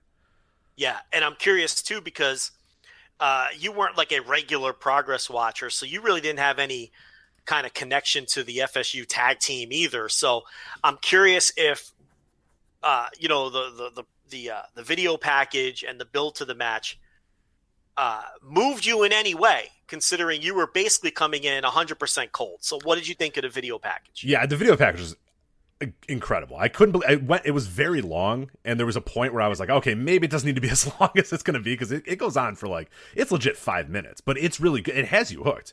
And Eddie Dennis is, and you picked, Joe, you know me too well, because I love a good promo. I love a good video package. And this is one of these things. I mean, this is a talk you into the building type of video package. And Eddie Dennis is such a talk you into the building type of wrestler as well. And as we'll talk about in this match, very often he doesn't live up to those expectations that you might have going in. But this is one, that guy, his promo style, the cadence that he talks with, just the way he sort of sells a story and sells his personal life in those stories as well. It's so good. And as I'm watching this one, it all hits home. It all resonates. It's a very simple, easy to understand story. These guys are in a tag team. Eddie Dennis feels like he's the one that's being left out. Mark Andrews, they come out to his music. He comes out first. He's the one that gets the pinfalls. He's the one that gets, all the accolades with his band or whatever. And Eddie Dennis is fucking sick of it. So he just turns on the guy, beats him up, and wants to prove that, no, I'm the better of the two. I deserve the spotlight. And how could you not resonate with that story? How could you not find that story, and you could go either way on it. You could either think, hey, Eddie is being he is in the right here, because yeah, Mark Andrews is hogging all the spotlight. Mark Andrews is all that. Or you can think, oh, he's just bitter and emboldened, no, this guy's an asshole. Fuck this guy. So it's cool in that sense that you can sort of take it whatever way you want, whether you're on Eddie's side or you're on Mark Andrews' side. But yeah, the video package was awesome. It just went down to everything you needed to know about the story, went into deep detail about everything about the story. And more than anything, it's just Eddie Dennis, man. There's nobody I like more in terms of, maybe Eddie Kingston is the only guy we're going to talk about in our other match. Maybe Eddie Kingston's the only other guy that can talk me to the building more than Eddie Dennis can. The problem is both those guys usually don't. When I watch the match, I'm usually a little bit underwhelmed by their match, but they will still every single time get me to go, okay, no, I got to watch this match. I can't wait for this match. And that is extended to NXT UK too. Eddie Dennis, I fucking love Eddie Dennis' promos. I love the character. It's just the work never feels like it really lives up to the promo work, unfortunately. Yeah, so I had a feeling the video package would work for you, even coming in cold, and even maybe not being someone who watched all of those tag matches with those guys. But the video package was so great. I mean, it laid out the motivations of both guys. You understand why Andrews is annoyed with him. You understand why Eddie Dennis, because remember, Mark Andrews was one of the original NXT UK guys. He was that core group of 4 who they first brought in. And so this is, before Eddie Dennis and the rest of those guys were brought into NXT UK. So there's that part of the grudge that they played into also. There weren't all of those bad feelings towards Progress yet for completely selling out to WWE. So there's a lot going on here. But yeah, I thought there was one part that not to interrupt there, but there's one part where Eddie Dennis puts down Mark Andrews and puts down WWE, and the crowd boos him. I'm like, oh man, little do you guys know what's coming in front of you, because at this point it's no, this guy's an asshole. WWE's good. They're helping us get exposure. It's oh boy, don't you guys?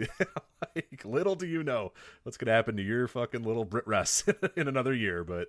I did find that funny that he's like, fuck WWE, and the crowd's like, boo. I'm like, yeah. Or now he'd be the biggest fucking face in the entire company. Eddie Kingston came out recently on that one Progress show. What was it, last month or whatever, and basically cut that exact same promo and got what I mean? Well, they're still kind of booing him a little bit, which is a little weird on the XW thing. But yeah, no, it was a really, really cool promo package. If people haven't seen it, go out of your way to definitely check it out. Yeah, and I think Dennis was hurt for a while, but he would show up at Progress shows just to taunt Andrews too.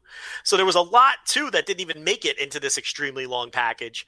But it was a really hot feud, and it was second from the top, which shows that. I mean, this went on after the Pete Dunne Ilya Dragunov match, which I think directly preceded it. And it was the semi-main event on the biggest show in the history of Progress, and running the huge building, and I loved just the aesthetics of that show, watching it. Yeah. It was like indie wrestling had really arrived. They were running a real building with real production values. Unfortunately, it was in a lot of ways the beginning of the end for Progress because of the WWE association and everything happening that we know has happened since. So I guess now it's like, do we do the Pritchard gimmick and then the bell rang? So right. What did you think of the match? Because I can't wait to have this discussion about the match because, well, first you tell me what you thought of the match. Okay, so the match, for people that have not seen this match or don't know about it, so it's a TLC match between these two, and I almost don't want you to spoil it for the people who haven't seen it. I know, it's tough because it really loses a lot if you know what's about to happen. You know what I mean? Like, you didn't know, so I want to, but anyway, go ahead. Yeah, it's...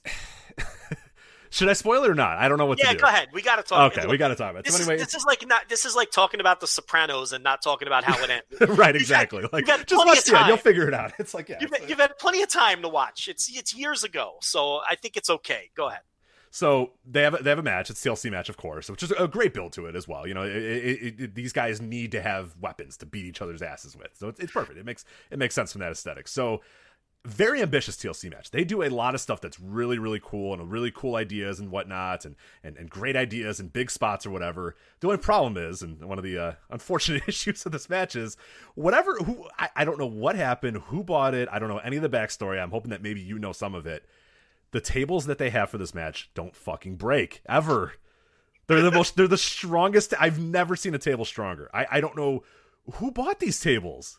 Were these just normal tables? And did these guys not know that like WWE uses fake tables, or that like what were they thinking? These were the most durable tables in the history of tables. Eddie Dennis takes a fall early in the match from, I gotta say, 15 feet.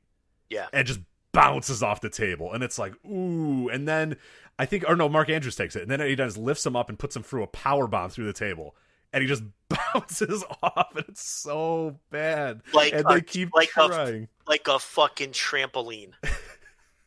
Like bouncing off of the table and being ejected into the air. And this fucking table maybe bends like a quarter of an inch.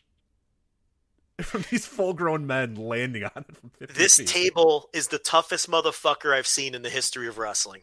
I mean, this table is right up there with fucking with fucking Stan Hansen and fucking Bruiser Brody. And whoever you want to name among the toughest people I've ever seen in red. This table is something else. So anyway, so the problem is it kind of like the work's okay in it, but like a few minutes in, you're just so distracted by this table. Yes, and you keep wondering, okay, are they going to say fuck these tables? It's not going to work, guys. Let's move on to something else, or are they just going to keep trying? Unfortunately, they decided. Well, fuck, let's try this table. Like, they keep going under the ring and getting new tables, and each next table is stronger than the table before it. Yes. And they keep... These poor guys. Because you know that they had all these spots planned. Yep. They had all these things, okay, I'm going to do this through the table. I'm going to do this. But they're not. But they don't stop. They're like, all right, fuck it. This one's got to break. And then it doesn't. All right, fuck it, I'll do a power bomb. It didn't break either. All right, I'll do an elbow drop through it. Fuck, that didn't break either. Finally, Eddie Dennis hits his finisher off the top of a freaking ladder. The worst one was Mark Andrews got to the top of the big ladder. There's a ladder on the outside. He gets to the top of it and does, I forget what it is. It's either senton or something like that, or an elbow drop or something like that. Fucking bounces right off it, slides off it. And you're like, oh my God. Bounces right off. His back is just ravaged too. I mean, and Mark Andrews looks like he's been through a fucking, oh my God. He looked like Cody's back after the lashings or whatever. So finally, mercifully, they get to the top of the ladder in the middle of the ring. Eddie Dennis does his finisher. I forget the name of it off the top of my head. To Mark Andrews through a table. This table, I don't know, it kind of bends inward, right? Like, it doesn't break necessarily, but at least, like, their bodies land further than the top of the table. That's about the most I can say for that last table. The table collapses. Kind of like it's still fine, like, but it at least bends enough that their bodies can slightly go through it. It broke a bit. There was some shattered wood. Right. And the crowd explodes, by the way. The crowd, they fucking went nuts. But it's a Bronx cheer kind of going nuts. It's like, it's sort of like, because like you said, at this point, you're totally distracted by the unbreakable table, and you're just thinking about the next spot and whether the table's going to break. So it completely takes you out of the match. That's the issue here. Right, you have. I think the crowd at some point is chanting like either "fuck that table" or then they start. So they start saying "fuck that table," and then as the match goes on, they start cheering for the tables. Right. And then they go through, they bounce off the tables, and they go table. Well, listen, it's classic pro wrestling. It's like the Road Warriors can only be heels so long before you root for them because they're such badasses. Right. These tables got a face turn because they were fucking kicking ass. Yeah. Yes. Yes. The tables were inadvertently turned babyface because they were so tough. Exactly. And these poor guys, because they have this like year-long, like, God, generationally long feud between these two, or blood feud, and it's just ruined. It's just so fucking ruined, and I hate it because the match itself was pretty damn good, man. I liked it, I really did. I thought it was good, but it's so hard to take seriously because these idiots are just bouncing off this table, and I felt so bad knowing what pro wrestlers think and knowing these guys who are two very like, I like Mark Andrews a lot. Eddie Dennis, I think they're smart pro wrestlers. They get it. You know what I mean? Yeah. They understand, and it's just I can only imagine going through the back and just being like, the fuck was at those tables? Like, what happened? Do you know any reason of what happened with the, like, is this a common progress thing? Like, I don't watch enough progress to know that the tables are always bad. No clue. I don't know. Like, what the fuck were they? And they had like rivets in the corners too. Like, these were like a supported. Did they just think that you just grab any table and go through it and it's fine? Or I don't know the backstory. It's so bizarre. Like, it's one of those pro wrestling truisms that you just know. Guy goes through table explodes. Right. Yeah, I don't know. There were 5 total table spots where they just bounced off of the table, and like Rich said, these were crazy table spots, diving off the top of 15-foot ladders. The body weight of both men in some cases, and by the 5th one, they're both just laying on the ground and. I'm just wondering what's running through each of their heads. Like, that has to be such a terrible feeling to be having this match. They're peaking their feud in this enormous building, the biggest match of either guy's career to that point, and these tables just will not fucking break. It's just such horrible luck, and you're almost gutted for both guys as this is happening. But, Rich, would you like an alternate take on this match? Yeah, go ahead. I have an alternate take. I liked the match, and I liked it when it happened, and I liked it even more on the rewatch, and I think it's because I already knew that the tables weren't going to break, so you don't have that distraction factor of wondering whether the tables are going to break. But especially on rewatch, I think it works because it was a good match, and I almost think this, in a weird way, the table not breaking the first 5 times helps the match. Because when the table finally does break, that's when Eddie Dennis wins. That's when Mark Andrews is taken completely out. And it's almost like it peaks to that point. It's like, finally, someone got put through the table. Now that person is dead. And now the other guy wins. So in a weird way, watching this match the second time this week, it was a match that I liked more than everybody else did the first time. And I kind of really loved it the second time. I was like, wow, it all fucking worked out in a weird way. So I don't know if that's just because it was on a rewatch and all of the table nonsense was removed from the equation because it was already known. I already knew, that I wasn't focused on whether the table was going to break anymore because I knew that it wasn't going to break. But I like this match. I might be the only person in the world who likes it, but I really like this match. Like, in a genuine way, not even in an ironic way. Yeah, and what helps, though, is that final spot where they actually do go kind of through the table. Yeah. That does help it a little bit. Yeah, because it's sort of like like finally the table broke, and that's where the match ended. Like if the table hadn't broke on that spot, and then Dennis climbed the ladder and won, it's a complete disaster. But because the table broke on the final big spot, it almost enhanced that spot because it didn't break the rest of the match. Right, Does that make any sense? No, sort of. Yeah. So, but I mean, I don't really hate this match. Not only do I not hate this match, I really like the match.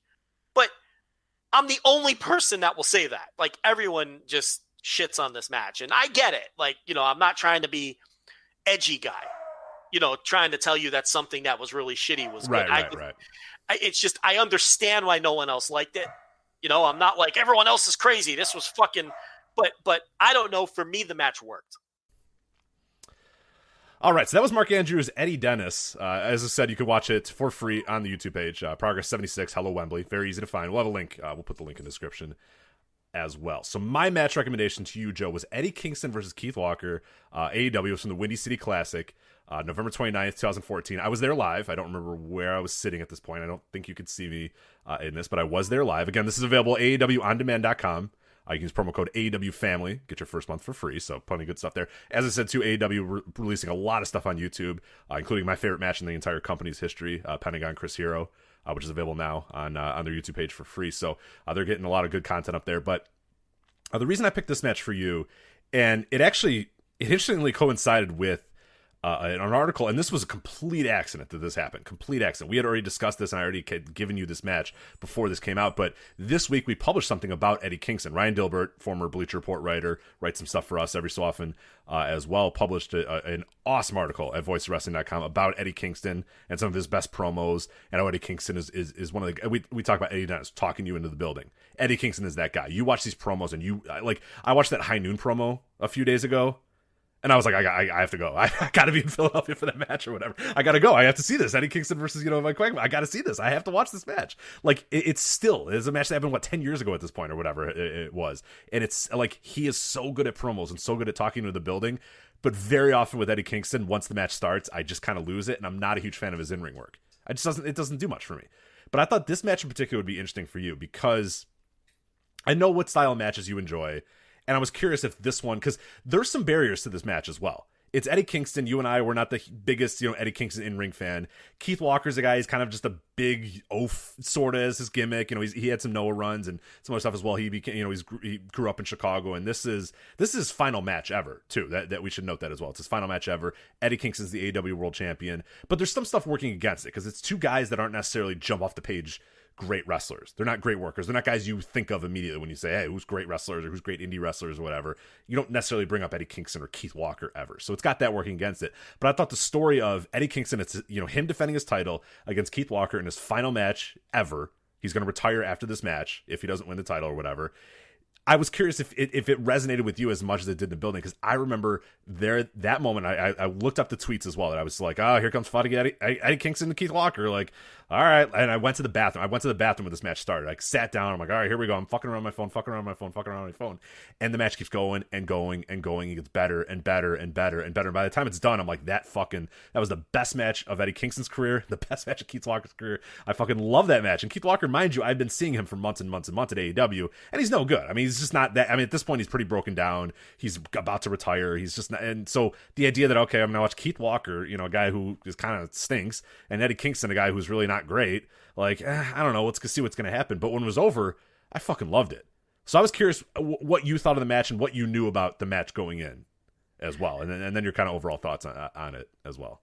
I knew nothing of the match going in, but I don't know who the commentary team was. I guess we can look that I think it was Derek St. Holmes, and I want to say, oh God, what's his name? I'm such an asshole because I'm not remembering. It was Derek St. Holmes, and I forget the other guy's name. Phil Colvin, I believe, were the two commentators.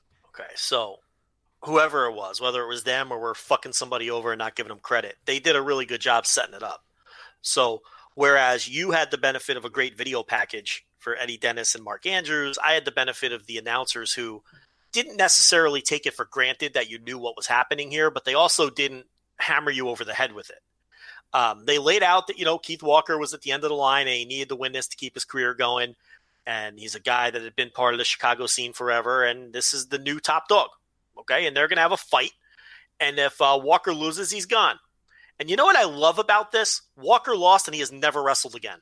Yeah, so I have a fun story about that. So I reached out to Dr. Keith, who obviously works with AEW, and you know, he might be listening to this right now. And I kind of said, hey, what do you know? I'm trying to think of a match to give Joe, and I'm thinking about this match. What do you think about this? And he goes, that's a great one. And he said, it's a funny story about that. Keith Walker many times after this tried to come back. He said, you know what? I got another match in me. Let me come back. And he said, Keith and whoever and Danny, the people that run AEW, were like, Keith, that's what you ended your career with, man. Yeah. There's no coming back. Don't come back, man. That's it. You're never going to recreate that. You're never going to get better than that.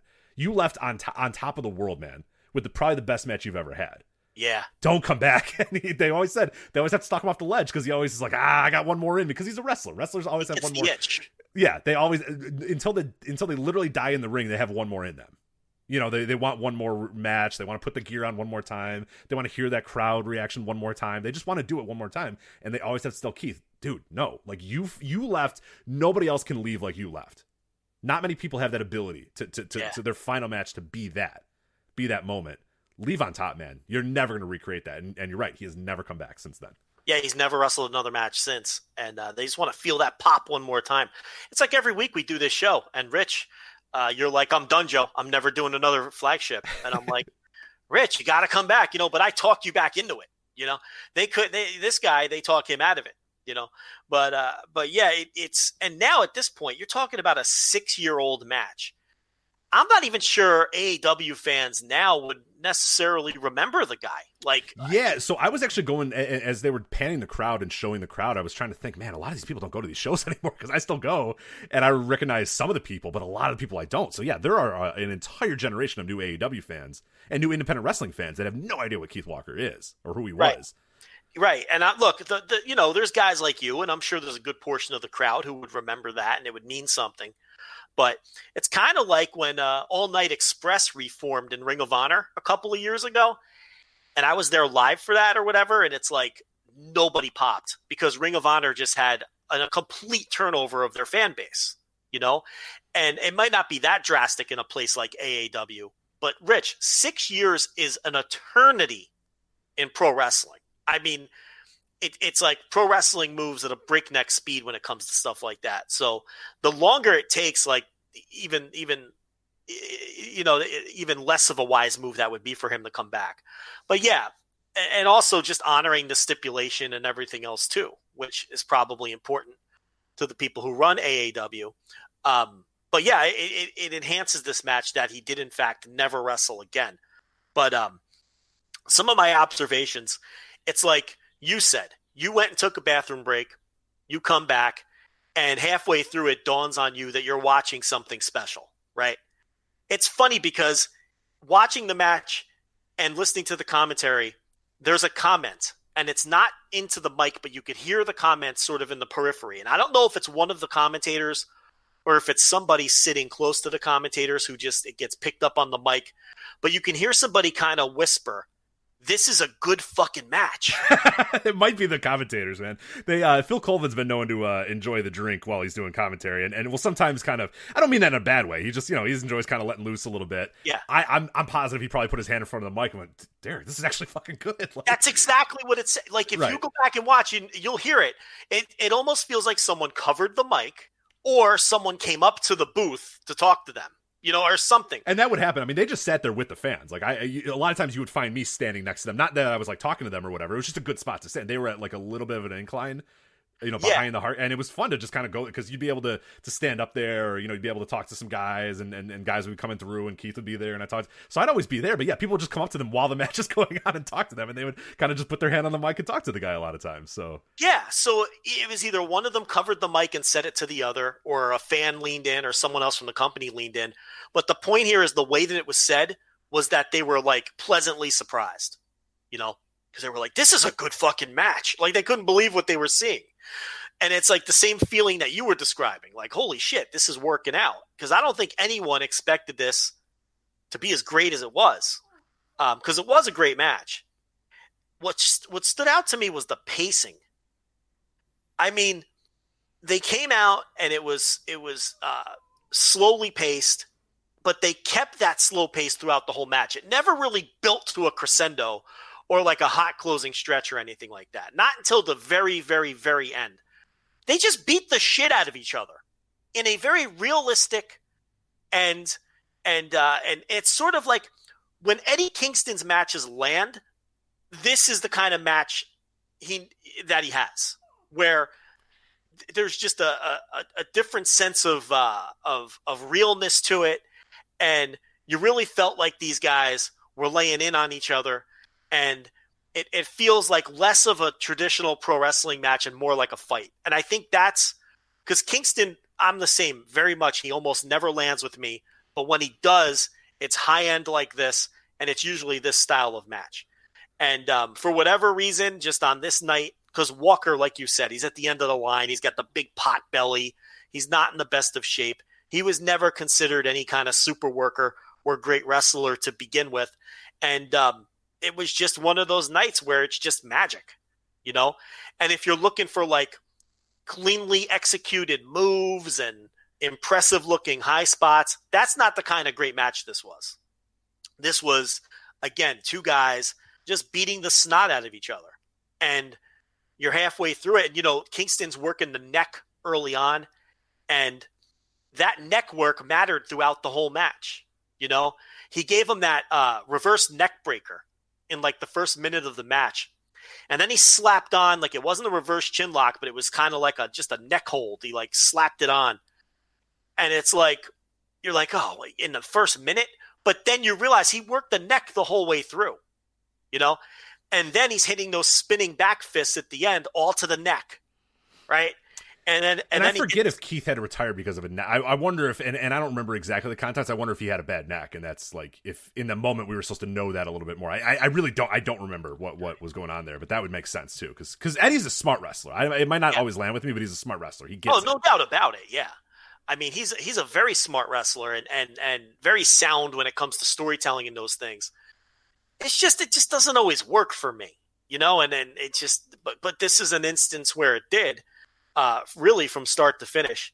The only thing, man, I wish the sliding D that ended the match had landed a little cleaner. Yeah, I mean, that was a weak ass finish. I mean, he basically whiffed on it. Because he's hitting those spinning back fists, and he's throwing them wildly. And they're connecting on Walker's neck. And one of them misses, but in a good way. Do you know what I mean when I say that? Like, he misses one of the spinning back fists, but it's kind of like because Walker is trying to evade these wild shots. And it's like, that's kind of cool. These blows shouldn't always land. And it didn't look bad. And then he hits another one and takes him down. But then when he hit that sliding D, it just missed the mark and it looked weak. And I was like, God, I hope this isn't the finish. Oh, no, that's the finish. So that kind of took a little bit of steam out of it. But outside of that, and maybe if they would have used another camera angle, it wouldn't have looked as bad. I don't know. But outside of just the weak sliding D at the end, this was hard hitting. It told a great story. The dude lost. He never fucking came back. And this is just peak Eddie Kingston. This is as good as it gets for Eddie Kingston. And when Eddie Kingston is good, he's really fucking good. It's just, you know, unfortunately for me, it's very, very much hit or miss with that guy. But yeah, I mean, you know, I liked it a lot. There was that,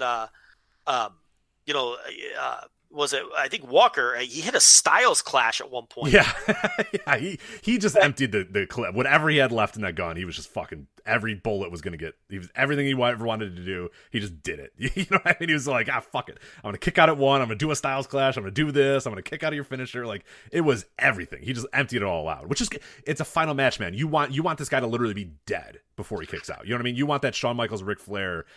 Shawn Michaels having to put this guy out of his misery. Like, I don't really want to do this, Rick. Like, but I have to. You're not going to go down unless I do this, so I got to do this to you. Like, you need that. Or Shawn Michaels Undertaker, where it's like, I don't want to kill you, man, but you're not going down, so I got to kill you. Like, that's what it was. It's cool. But here's what I'm thinking. He teamed with Bison Smith and Noah a lot. And I bet you they were buddies. And Bison Smith, of course, used the Bicentennial, which was the Styles Clash. Right. Oh, yeah. Okay, that might have been the connection there, too, yeah. So when I saw the Styles Clash spot, I'm like, I instantly thought about that, you know, because Bison Smith died in 2011. So this would have been a couple years after that. And look, I could just be making a connection that's not there. Maybe Walker always used that move. I don't recall him using that move as part of his regular repertoire. So maybe it's just like he knows it's his last match and he's throwing in a little something for his fallen buddy, right? I mean, that's possible. Yeah, very, very possible. Yeah. That's what I was thinking about with that spot. But yeah, I mean, Bison Smith was doing that move. He called it the Bicentennial. I think he was, I don't know who did it first, to be completely honest. I don't know if it was him or if it was Styles. But who else used it? Michelle McCool used it, right? Yeah. Oh, yeah. The Faith Breaker. Wasn't it the Faith Breaker? Oh, I don't remember. Maybe you might be right. There's the things we remember and the things we don't are really weird. You don't remember any fucking move ever, and you remember that Michelle McCool had the Faith. Yeah, it was called the Faith Breaker. How did you remember that? You don't know any other moves. I don't know any moves, but I remember that, and it just kind of dawned on me now. Like, okay, Bison Smith. Okay, I watched all that shit. Yeah. Why would I remember Michelle McCool? Not only that she used it, but what she called it. Right? I don't remember the names of anything.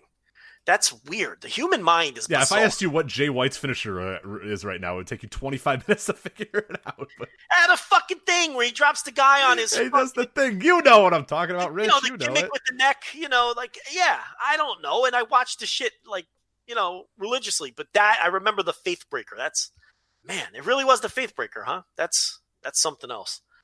But yeah, and it really. I'm also watching it and I'm thinking to myself, my God, has indie wrestling changed in the last 6 years? Yeah. Oh, yeah. That's the other thought that went through my brain where it's like, and this probably isn't the day to pick on modern indie wrestling since they're all like wondering if they're going to eat next week. So I'm not going to do that.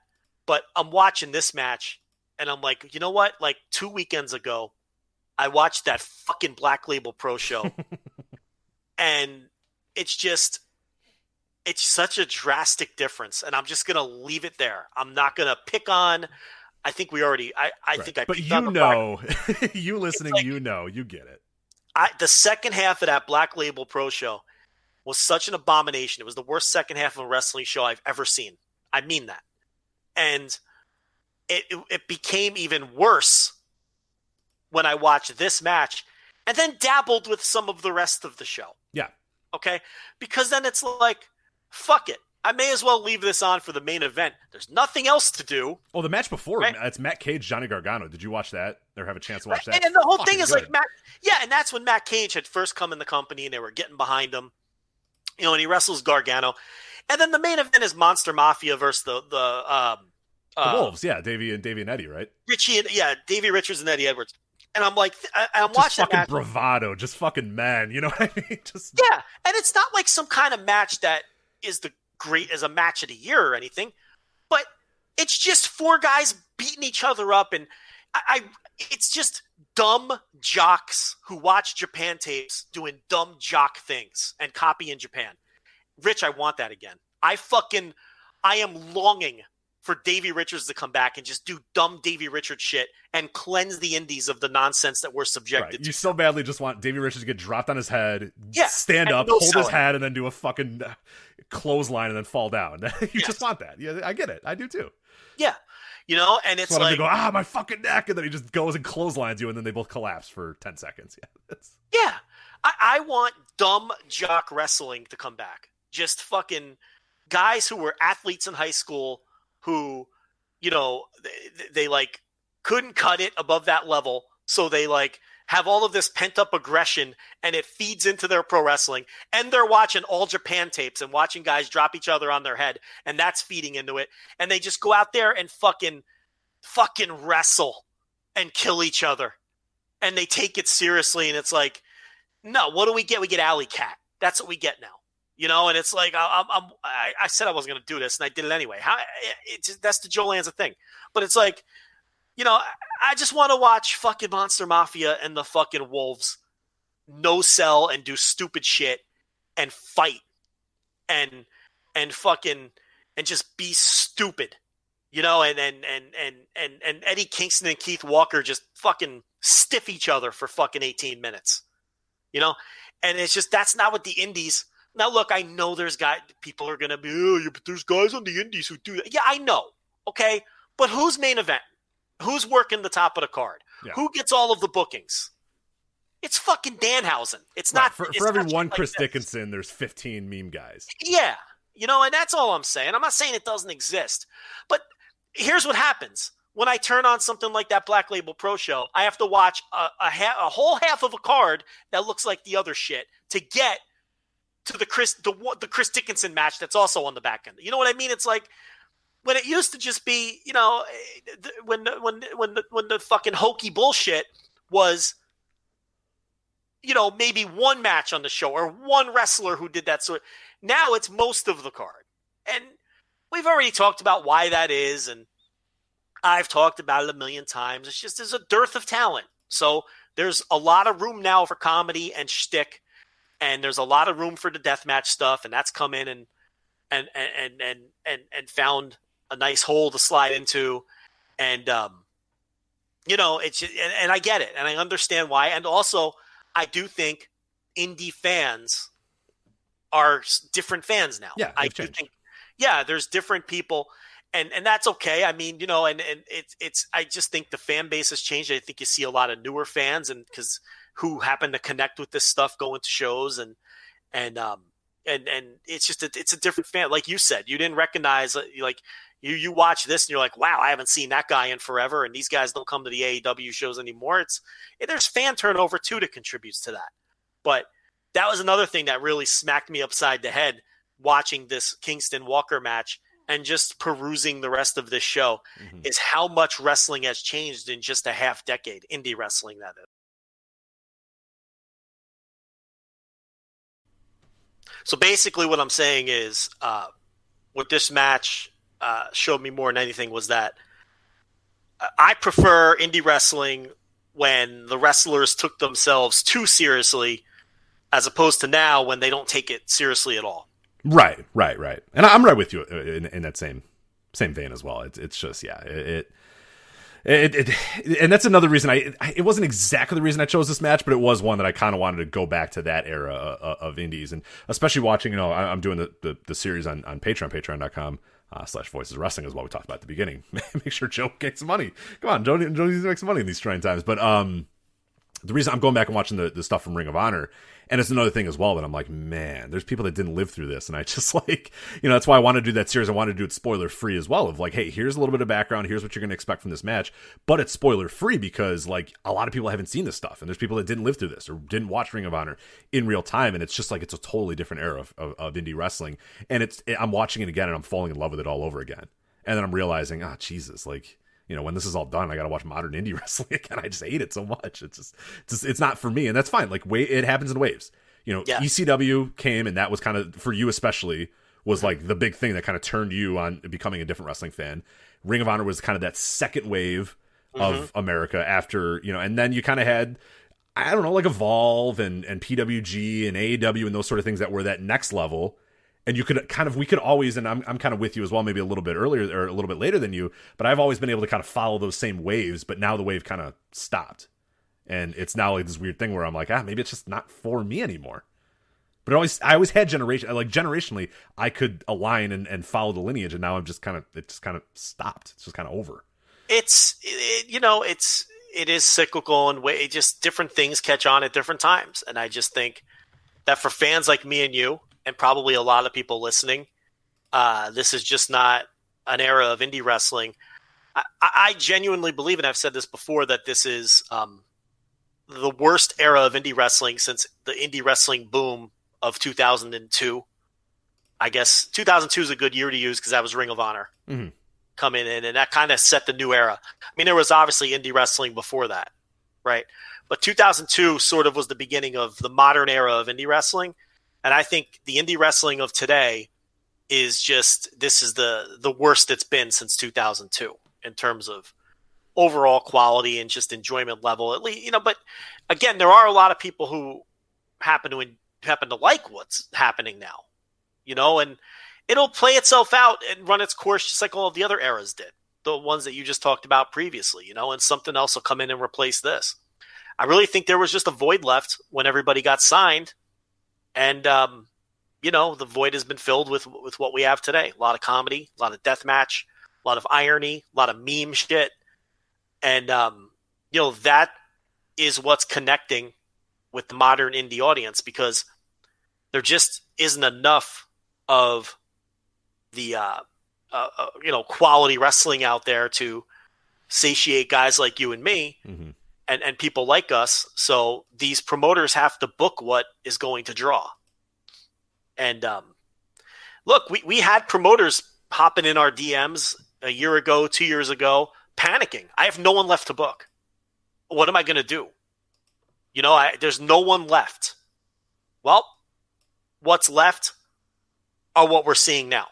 So someone had to fill those spots, and that's what's filled it. And I just think this is, it won't last forever, and something will come in and replace this. I mean, death match, and I've talked about this, it's about every 10 years that death match really starts. Right. And then, you look back, and that's, it's like a once a decade thing where death match starts. And I think this was the perfect time and place for that. And I don't hate death match. I don't hate that kind of stuff. It's not my preferred style of wrestling. I'm not going to sit here and tell you that I'm glued to every GCW show. I'm not. But I get the appeal, and I understand. And, and I don't think that will last forever either. It's just the perfect time and place for that as well. I don't know, but that was just one of the thoughts I also had watching the Kingston Walker match. All right, so that is Joe and Rich recommend matches to each other. So yeah, we'll be doing more of this in the coming months, whether it be on the Flagship or on Patreon. But that's the gimmick. So it's not Joe and Rich recommend the best matches ever to each other. It's not what it is. It's we have reasons by it, and that's a lot of the fun of this is. When I give Joe a match, when he gives me a match, I kind of think, oh man, why'd Joe give me this match? And I kind of like, you give an extra little thought to it of like, was there a spot that I was supposed to recognize or something? And it makes you watch it more than like, if this segment was Joe and Rich give each other great matches, it'd be like, all right, here's a good match, Rich, just watch it. And it's like, all right, yeah, it's a great match, whatever. But I love that we don't do that. I love that there's like, hey, I picked this for a specific reason, and I want to see if you caught on to that reason. And that makes you have to hone in and watch it like you've never watched a match before. Thinking, okay, it could be 1 second of this match that he wanted me to watch and focus on. And if I don't catch that, like I'm going to lose, he'll be so happy that if I caught onto it. And if I don't catch on to it, he'll be so disappointed. So that's what makes it a lot of fun. But as I said, hopefully on Patreon and or on the Flagship coming soon, we'll have many more of these Joe and Rich recommend matches to each other. Because we've got, I couldn't believe it, but we have 4 of those segments behind the paywall. I didn't think we had done that many. Yeah, I was kind of surprised too. I thought we only did 1 or 2 or whatever. So it's been because the problem is we've had so much new wrestling to watch. It's been like, well, we don't have time to be watching this old stuff, but I mean, we got time. Maybe let me double check that and make sure that's correct, because I don't want someone to be like, oh, I really love that, I'm gonna go subscribe. I'm gonna pay, and that's what I'm gonna get. Yeah, exactly. I don't. Maybe. And then there's like 2, but let me check the because we should have the tags. And I think that there's 4 Joe and Rich recommend matches to each other tags, but that doesn't necessarily mean that we did it 4 times. We could have mentioned it in a post. Do you see what I'm saying? Right. Oh, I think one time we actually said, hey, here are the matches we're going to talk about, and that was a post on its own. So that's possible too. So, but I know there's at least a couple of them behind the paywall because I remember doing them. So, if people like that gimmick, we also did it on the Flagship proper a couple of times. But yeah, when the network first came out, we were doing it a lot. But then, wrestling got so ridiculous for so long. It was like, well, we don't have time to talk about this old stuff. There's so much going on. But yeah, hey. I regret not using the tags on Patreon more in the beginning because we have so much shit on there now that there's a lot of stuff. And the tags are really cool. But yeah, like at first we were just like, fuck it, who cares? No one's going to use the tags. And now it's like, oh, the tags would be really nice to find. Yeah, but now I want to use the tags, right, and they're not useful. So I guess we have time to go back and re-tag stuff. So I was just going to say, I have all the time in the world. So maybe I can go back in and just re-tag everything, so people can find things easier. Because even last night, I just put up written content, because, and I'm looking for all the other previous written content, but I never use the tags. So, it's hard to point people to it and whatnot, because I do a lot of written reviews behind the paywall too. So yeah, maybe I'll go back this week at some point and just re-tag everything, so it's more organized for everyone, so that new subscribers can come in and find all that stuff. Because there's a lot of stuff that we've done that is evergreen in a sense that any stuff we did in 2017 can, there's no reason it can't be listened to or read now if it's just like match reviews and stuff and things of that nature. So. All right, so let's. Is this an official Bouncing Around Japan, or what are we doing here? Well, here's how we can determine that. Does the editor feel like doing all of that work to make it an official Bouncing Around Japan? If the answer is yes, then it is. If the answer is no, then it's not. He does. He's got nothing else to do. Well, then, okay, you want me to set it up? Let's do it. Okay, Rich, so I guess we do have some wrestling that we could actually review. Some modern wrestling that we could actually review. So are you ready to go bouncing around Japan? And we start with 0-1 of all places. 0-1, baby. When is the last time we reviewed? Fucking world is ending. The world is ending, Joe. We're watching 0-1. Now, listen. I'm gonna confess something. I watch every 0-1 show that hits tape. Now, that's like 2 a year, unfortunately. I was gonna say, yeah, right. That may sound impressive, or it may sound pathetic, depending on your perspective. But it's really not that many shows, and a lot of them are clipped. And every time there's a clipped one, I curse and mutter to myself and pound my fist on the table because I hate clipped wrestling. This isn't 1993. There's no reason to clip the wrestling anymore. But so I do keep up with 0-1. The problem is it's one of those promotions that it's barely ever going to make the flagship, even in hour 3. I mean, let's be honest. There's just so much else to get to. So maybe once or twice a year during a slow week, we'll get to the 0-1. I think this would qualify as a slow week. So we're going to get to some 0-1. This was actually their 19th anniversary show. So they usually have a couple bigger shows. Obviously, their New Year's show is always a big one. And then their anniversary show. Next year will be the 20th anniversary, and they actually set some things up for that at the end of this show. But I got to tell you, I watched this show. Did you watch the whole thing beginning to end? I did. Nice, easy watch, right? Yeah, good little 2 hours in and out. Let's go. 2 hours in and out. I didn't love all of it, but I didn't hate any of it. That's a good point. Okay, we'll get to I think we both hated the same one. Okay, we'll get to that. But there's only one real bad match here that was hard to get through. The rest ranged from fine to really fucking awesome. I mean, I thought there was at least one match here that I thought was pretty fucking tremendous. So 0-1, let's start at the business end of the card because I don't want to waste all of our energy on Yuko Miyamoto. No offense to Yuko Miyamoto. But let's start with the main event, 0-1 World Heavyweight title match. Yuji Hino defending against Kohei Sato, two guys who were very well acquainted with the 0-1 World Heavyweight title. What did you think of these two beefy, grumpy men going at it here for the world title? Pretty good. I'm not the biggest Kohei Sato fan. I just think he kind of looks like shit. It kind of takes me away from it. But Yuji Hino is a good opponent for him. So I really like this. I had gotten ready for this to be a little bit longer than it was, and I'm kind of glad it did end as abruptly as it did because it it's a match where and I think you may have tweeted out something about it. I forget if you tweeted about this exact finish or whatever. But as you're watching it, you're getting it ready. Okay, what's going to happen? And Kohei Sato just hits a move. I forget what it was. I believe it was. I forget the move off the top of my head. And he just pins him. And it's one of these things that kind of takes you by surprise because you're so used to modern wrestling, particularly when you had the prior match, which we'll talk about a bit, which fucking ruled. But when you have the prior match where it is just big beefy dudes going back and forth and kicking out of everything and no selling everything, that just out of nowhere Kohei Sato hits a move on Yuji Hino after 20 minutes or so, and then just pins him and just definitively wins the match. I thought it was a cool way to finish it, and it was one of those ones that kind of took me by surprise.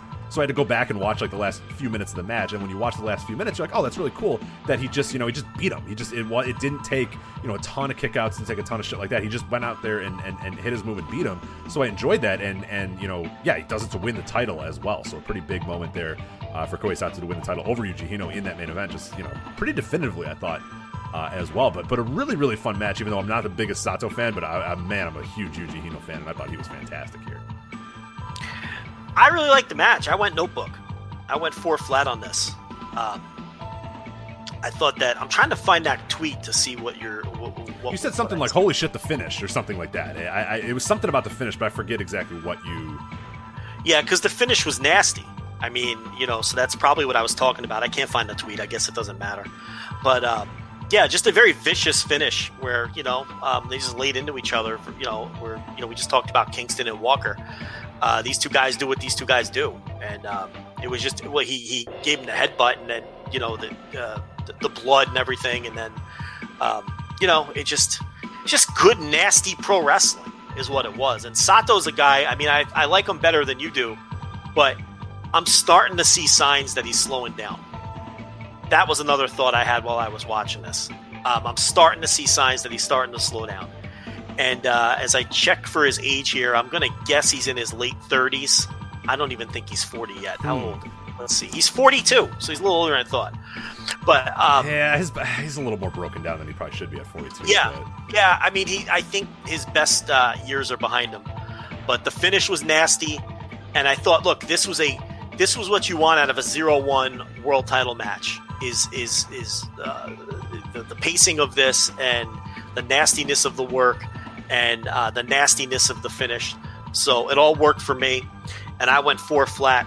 I went notebook, but this wasn't even the best match on the show. I think consensus would have to be that it was the tag match with base. This was like a throwback to 2015. Yeah, right? it rocked. I did not know this match was on the show, and as I'm watching it, I'm like, wait a minute. Like, they kept coming out of the entranceway, and I'm like, oh, wait a minute, what? This rules, and it fucking rocked. Yeah, it was awesome. Yeah, with Strong BJ versus the Dangan Yankees getting back together, Masato Tanaka and Takashi Sugiura. I feel like there was some iteration of this match done about 1 million times between like 2015 and 2017 or something like that. And here we go again.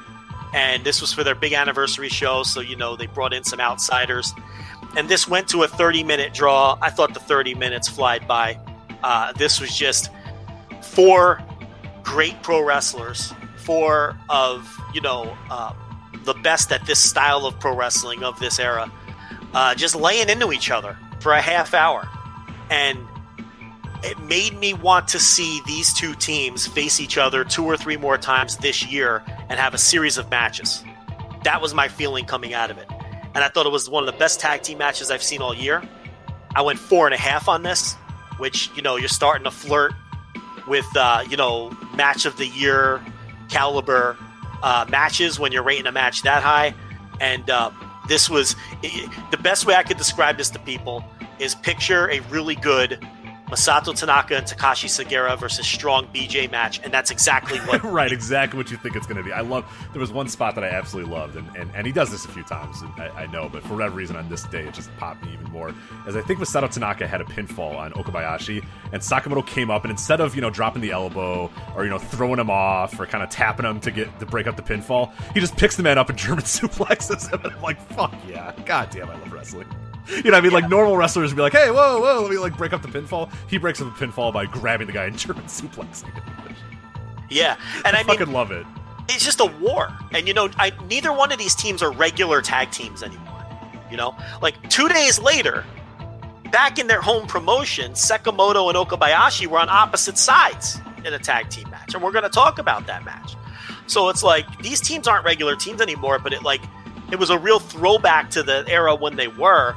And it made me wish that they were still regular partners and that they could have another series of matches against each other, because this was fucking awesome, I loved everything about it, and the draw didn't bother me at all. The draw, obviously a very political finish.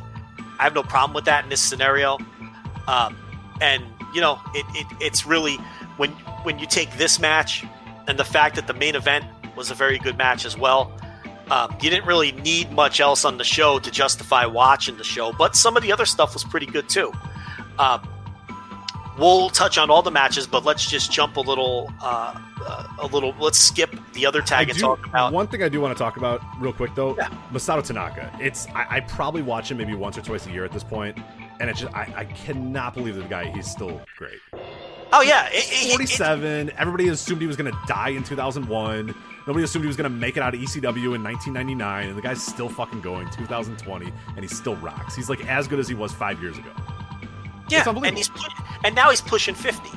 And I feel like we've been having this conversation since he was like 30 something. That's what I mean. They're like, Masato Tanaka's still good. That's a conversation somebody had in 2004. Like, hey, well, that Masato Tanaka's still holding up, still pretty good. And we're 15 years later, we're still having that conversation.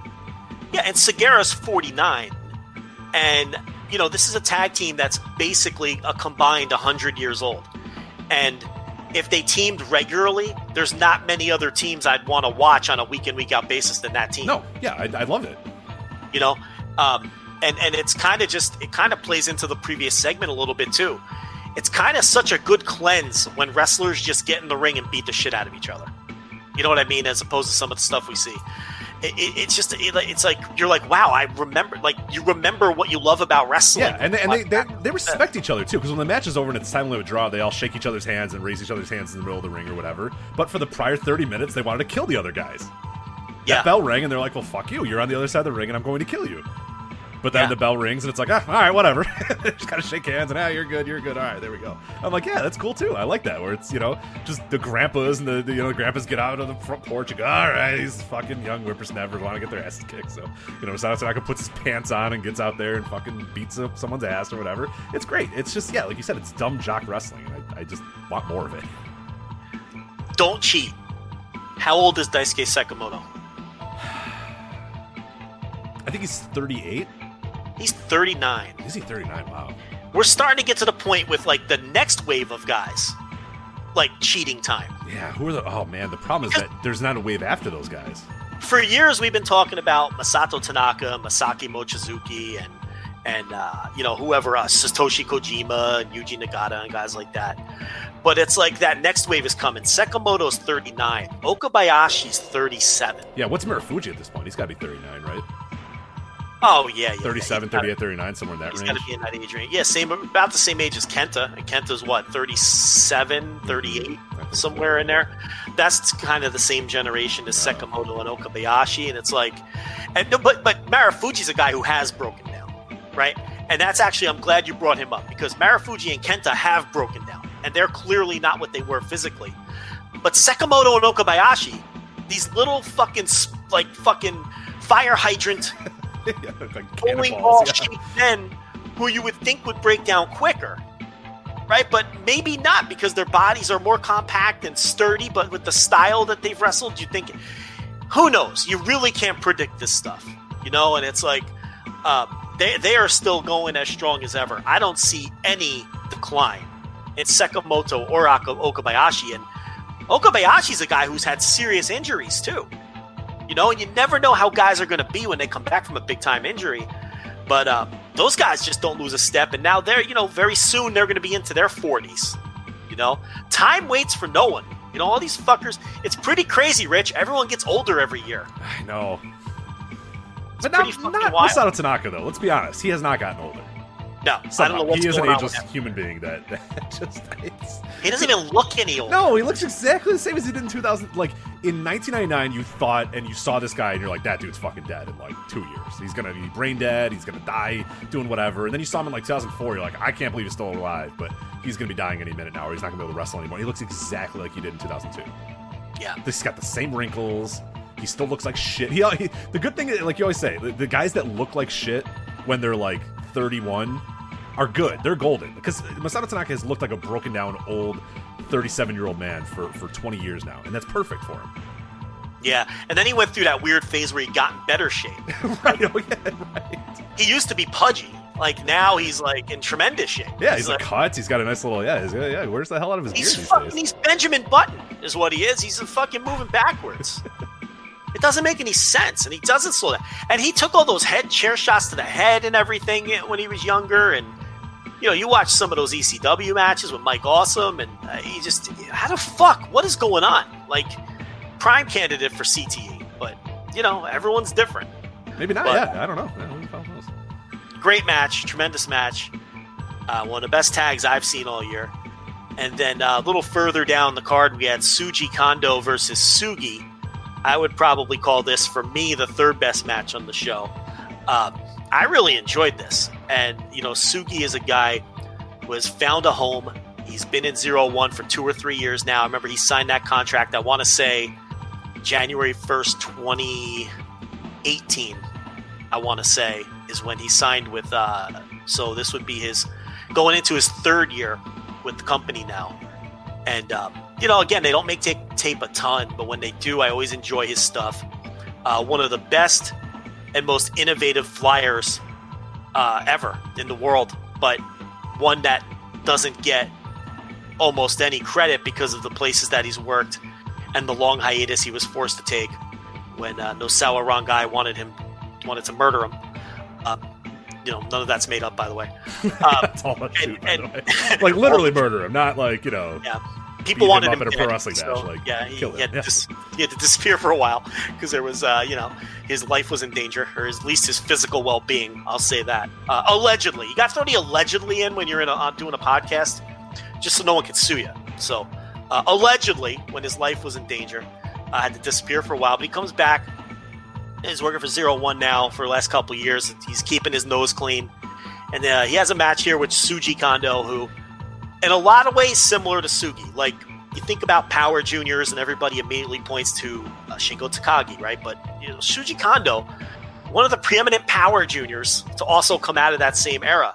But, the falling out with the whole Toriyama split and everything, and he ended up on the wrong side of that in terms of not being on the Dragon Gate side where you're going to get more of the exposure. And but again, another guy who, in terms of a different kind of junior than Sugi, who's invented spots that people still can't do other than him.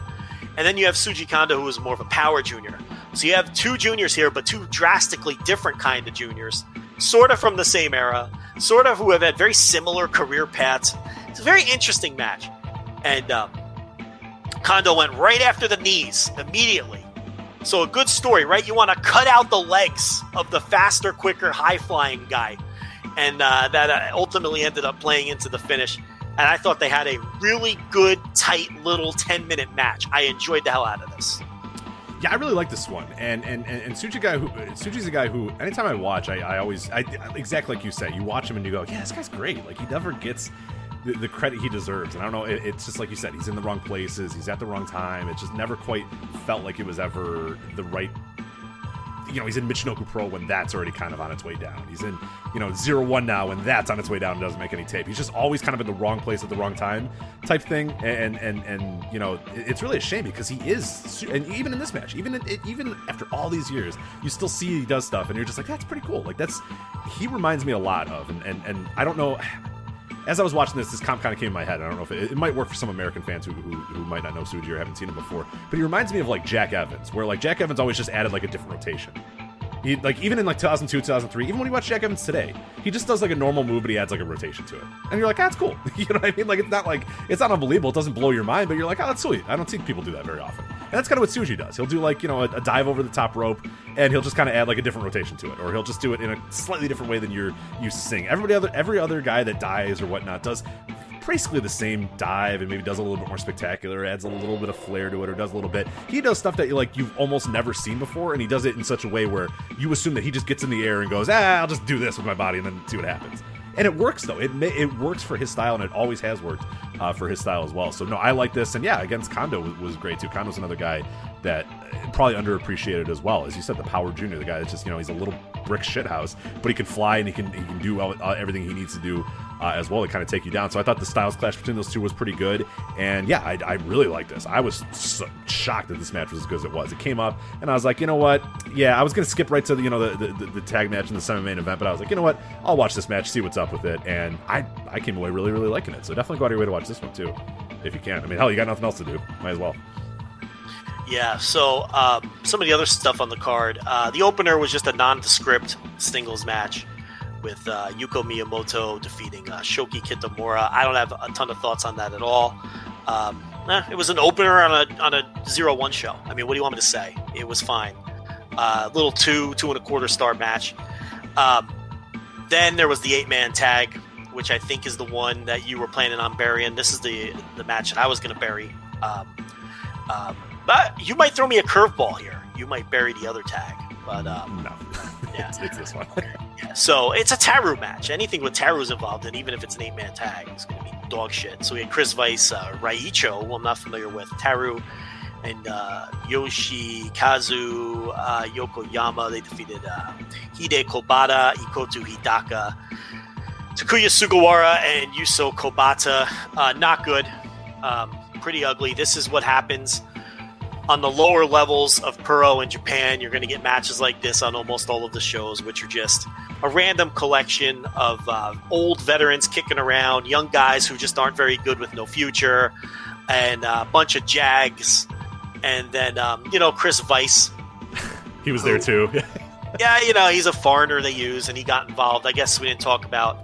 You know what was striking, though, after the main event where they played the videos of, like, Shinya Hashimoto, and they're playing all these old, 0-1 clips when, like, the company was hot. Yeah. And I'm thinking that kind of is counterproductive. It is. Yeah. It's like, now there's, like, quote unquote 682 people in Cork and Hall, and I'm not even sure there were that many.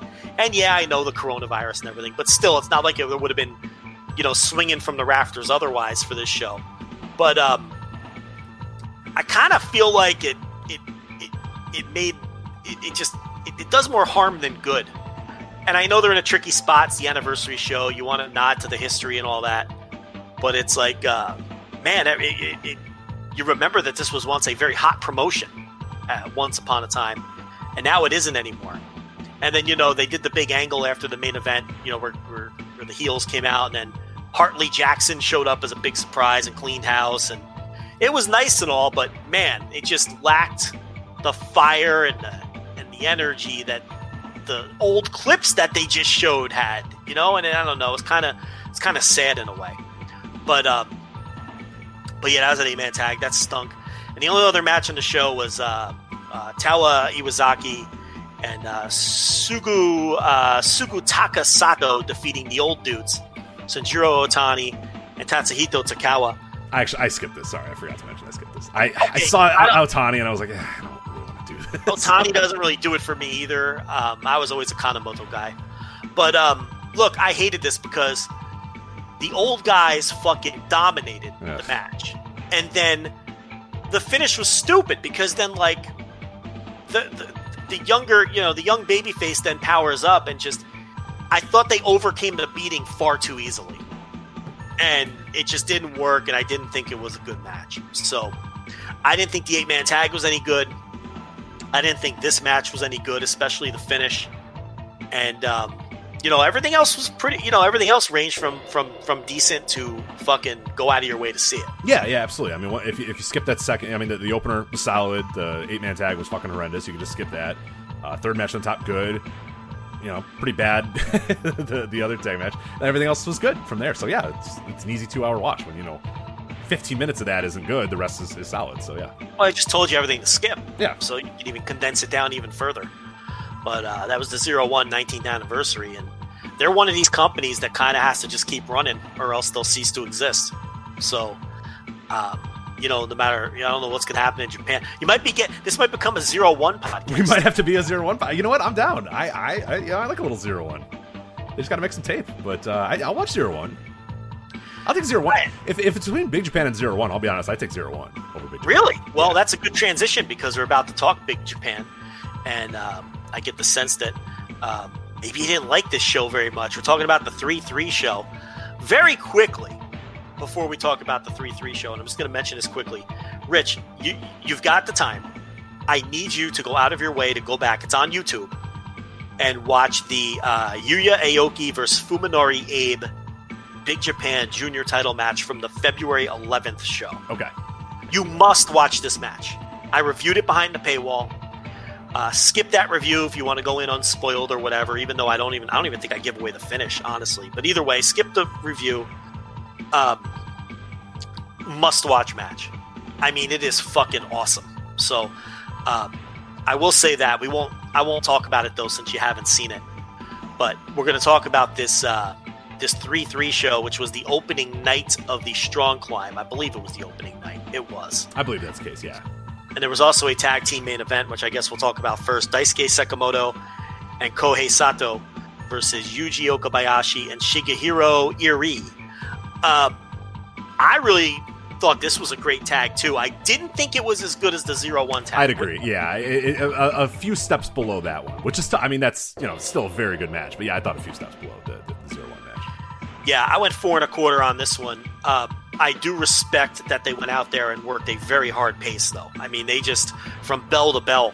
I mean, there was no rest here. Yeah, I can't believe this match was 18 minutes. I actually went back and researching and getting ready for the show. I went, fuck, that was 18 minutes. It felt like it was 11 minutes because they just don't stop. They're running or tagging or doing something every second. There is no downtime. Yeah. So we'll skip the prelim junk. The fluorescent light tube man tag. That's just, it's garbage. I can't sit through it. It's just junk. The 6-man tag was, wasn't deathmatch, but let's just talk about the strong climb stuff. So, look, overall, there was 5 strong climb matches on this show, and I thought they were all pretty good. I only, they varied in quality. I personally thought the Ryuichi Kawakami versus T-Hawk match was the best of the bunch out of the 5, but I could totally see people going with one of the others. I thought Kawakami T-Hawk, that was notebook for me. I went 4 flat on that because I like that match a lot too. I'm right with you. I think that was my favorite. I thought T-Hawk was so good here, and Kawakami, look, the guy has no charisma, none whatsoever, but he's pretty good. Okay, he can work. The problem is he's just a charismaless void. T-Hawk, on the other hand, this is a guy who we were writing off at the end of the Dragon Gate run. He's never gonna make it. He's never gonna be a top guy. He's never gonna be a star. The best thing that ever happened to T-Hawk was that he left with Shima. Those guys have traveled all over the world. They've gone through all of the grimy Japanese promotions and done their invasions. And T-Hawk, his career has been his career progression has just been so much better for it. I mean, he is just twice the overall package of a wrestler than he was when he left Dragon Gate. I don't know where you stand on that. I saw him on a small indie show in Texas the night after the G1 in Dallas. And he just was one of those guys that we talk about all the time where he just jumps off the page when you see him live. He's just a different quality wrestler than everyone else that was on that show. And there were some very good wrestlers on that show. Okay, some major league wrestlers on that show because he's the night after G1. And then Lance Archer was on that show. And Barrett Brown, a guy who's in the LA Dojo, was on that show. And there were good wrestlers. I mean, Lindemann was on that show. I mean, and Lindemann, too, is another one. But T-Hawk is just... he is so good.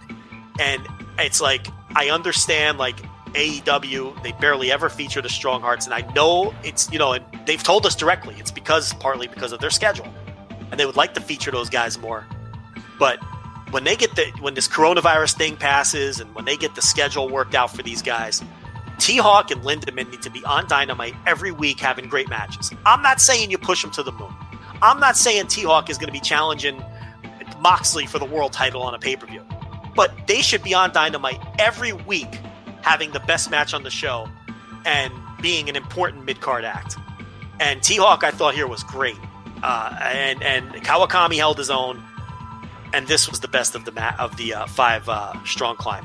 So you like this one too? Yeah, I would 100% agree with you. And you were talking about T-Hawk, and the thing that really catches me is he just, like, the way he carries himself,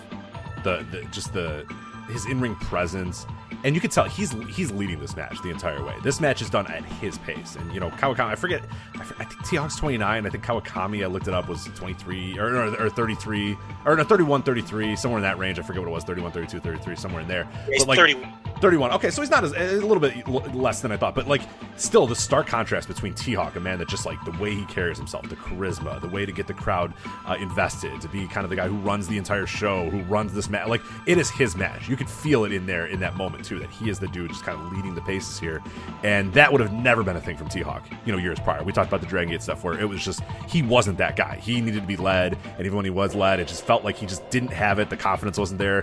All that stuff wasn't there. It's there now. He knows that he's a great pro wrestler at this point. And sometimes it takes, a little bit with these guys. Sometimes it takes a little bit. And you're absolutely right that when T-Hawk's ready to get launched to the world and be able to kind of get back to wherever he was and get back to the the biggest spots that he can be in, he'll be more than ready to handle it because he's good. He's really, really good right now, and I'm really excited to see what the future holds for him. Yeah, so quickly the rest of the matches. I mean, if you want to talk about, I mean, I kind of buried Kawakami a little harder than. No, he was good. He was really good in this match, and I've seen him before. Never been super impressed. Here, I thought he was really, really good. It's just T-Hawk's just fucking great, so it's hard to, I mean, just like in terms of his charisma and stuff, I feel like I was a little too hard on him because then you look at, because there's other guys in this tournament who like have even less charisma than he does. I mean, okay, so Quiet Storm versus Kamatani, a good little opening match for the tournament. I thought Quiet Storm making his I guess he's finally no longer with Noah, so this was like his non-Noah Japanese re-debut. I don't know what you want to call it. Debut in Big Japan. I don't know if he ever wrestled for Big Japan in the past, but people get the idea. But Kamatani's a guy. He's another guy who's a okay wrestler, but just zero charisma. I know. This guy's a dud. I really thought he was going to be great, and he's just not. He's fine. It's just that's an important part of wrestling, and it's he needed to be that next wave guy. We're talking about, your Sakamoto's getting older, your Okabayashi's getting older, those sort of guys. Like, he is one of those guys that we kind of thought was going to lead that next wave. He ain't it. No, and I mean, it's not because he can't go. No, he's a great worker, but yeah, he's just like, you don't believe. He doesn't suck you in when he's in. Yeah, whatever it is, that it factor, he just doesn't have it. Doesn't have it, and it's like, Kawakami, like, I think blows away Kamatani in terms of charisma, but it's like none of them, and it's a big problem for Big Japan. I mean, they try all of these guys at the top, and there's a reason it doesn't connect. But I think Quiet Storm fits in well here with some of the guys in this tournament. Yeah. And it's good to see him get work. And I thought that was a perfectly fine match for the spot that they were in, because that was the first Strong Climb match. Then they did the Kawakami T-Hawk match, which we talked about already. And then you had Yuji Hino versus Hama. And I feel like every time I watch Hama, he is bigger. Oh my God, Joe, that is, I have a note right here that says, mention that he is, I hadn't seen him in a while. He's like, and he's always been, whatever Hama is. Yeah. He's like, I don't like watching him anymore, because it's like he is grossly obese, and it's like, dude, this isn't good. This is like Yoko in like '96 when you're watching Yokozuna in 1996, and you're like, dude, I don't know, this isn't good. Like, and here's the problem: he's 40 years old. Right? Like, you can do this gimmick and be 100 pounds less than he is. You know what I mean? Like, you can be the big fat monster guy and do that at 450, and he's got to be. God, I can't even imagine what he is at this point. I just can't even fathom what his weight is at this point. He is. It's bad. It's not good. You're scared for him. Yeah, that's like I didn't enjoy this match at all, because I just like the entire time I'm thinking that this man's gonna pass out and die while I'm watching this match, and it's bad. It's not healthy. I mean, and we saw with a few years ago Akibono, once he got up in age, and then he had all those health problems, and now probably never going to wrestle again. But more importantly, what's going to happen? And it's like you see writing on the wall. Here's this guy's 40 years old. I mean, I get it's his gimmick, but like you said, you can do it. Look at Falaba. He just dropped about 100 pounds. Right. He's still doing the same gimmick, and it's still effective. And he's, now he's got the tag team with TJP. They're both, they're doing the Filipino thing, and they have a lot of charisma together. And you don't have to be that big. So I don't know. I worry for the guy because, I feel like we had this conversation 2 years ago. I feel like we did this on this show. And here we are a couple of years later having the same conversation. I mean, the match was fine. I mean, there was nothing wrong with the match, and Hino wins it. But, you can't. It's impossible not to think about. So Jake, the other problem too is you can't you kind of, the matches now have to become like this. They're only one thing they can ever be, and I get it. That's kind of been his thing for a while, but because he's so grossly obese now, it's like you can't. The gimmick can only be, I run into you, I put my ass in you, and that's it. And I know that's kind of all he's been, but like it's even more limited at this point too. So it's hard to watch. It really is. Yeah, you just worry about the guy's health. I mean, But so next up, we had Jake Lee making his debut here in this tournament. Impressions of Jake Lee, cocky outsider. I like it. I like it a lot better than Jake Lee, upstart, youngster, face, All Japan guy. This is a little bit better for him. This is probably where he needs to be. Is like cocky, mid-level outsider is probably the best spot for him. Because I liked it. I thought he was good in this match. I really did. Yeah. I forgot it was Jake Lee for a while. I was like, man, that looks a lot like Jake Lee. Oh, that is Jake Lee. Yeah. Well, he's going around it because he felt like more confident. Maybe this is his personality. Maybe this is more what he is. Maybe he is more of a cocky douchebag than a fiery, baby faces you can rally behind. Maybe this is what he's always needed to be. Yeah. And again, all these matches were pretty good. I mean, this was far from my favorite out of the 5. But, and he lost to the hometown. He lost to the Big Japan guy. Did that surprise you at all? Because it's not like Kakuta is like a top guy. Yeah, no, that did. That really, and again, we'll see when the results end up. Like, I'm guessing that Jake Lee's probably on the top end of what is he in the D block? I remember there's only 3 matches because it's only 4 guys per block. Right, so it's like but you lose, you're kind of behind the 8 ball right off the bat. Right. I can't imagine. I don't know. Yeah, it's tough. But I did not expect him to lose at all. I'm thinking, well, Jake Lee, he's a guy that just faced for the just had a shot at the Triple Crown like a month and a half ago or whatever. But yeah, to lose was pretty shocking. Maybe they're going to do the kind of break him down and build him up again thing, but maybe in a different. I don't know. In a 3-match tournament? No, I mean like overall over the course of the year. Oh, whatever, I see what you're saying. He's got to lick his wounds in other companies and then come back to All Japan and be back. I don't know, but I kind of like this persona a little bit more than what he is in All Japan. I was a little surprised. I thought that was a guy he would beat for sure, though. Especially first match. New Japan does that a lot with the G1. When the outsider is in the tournament, it's like you expect them to come out strong and win in the first match, right? You see New Japan do that all the time. So this was a bit of a surprising result. And then the 5th Strong Climb match was Daishi Hashimoto and Yoshiki Inamura from the young wrestler from Noah, who I am very high on. I call him a young wrestler only because in terms of how many years he's been wrestling, but he's like 27 years old. So, essentially he was a rookie last year or the year before.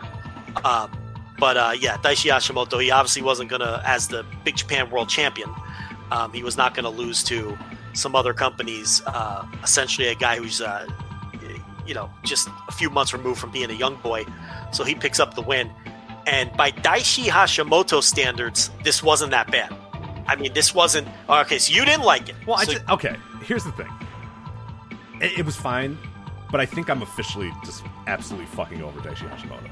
Well, no one can blame you for that. I think he's an instant skip for me moving forward. It's terrible. He's fucking horrendous. The yell, the yell.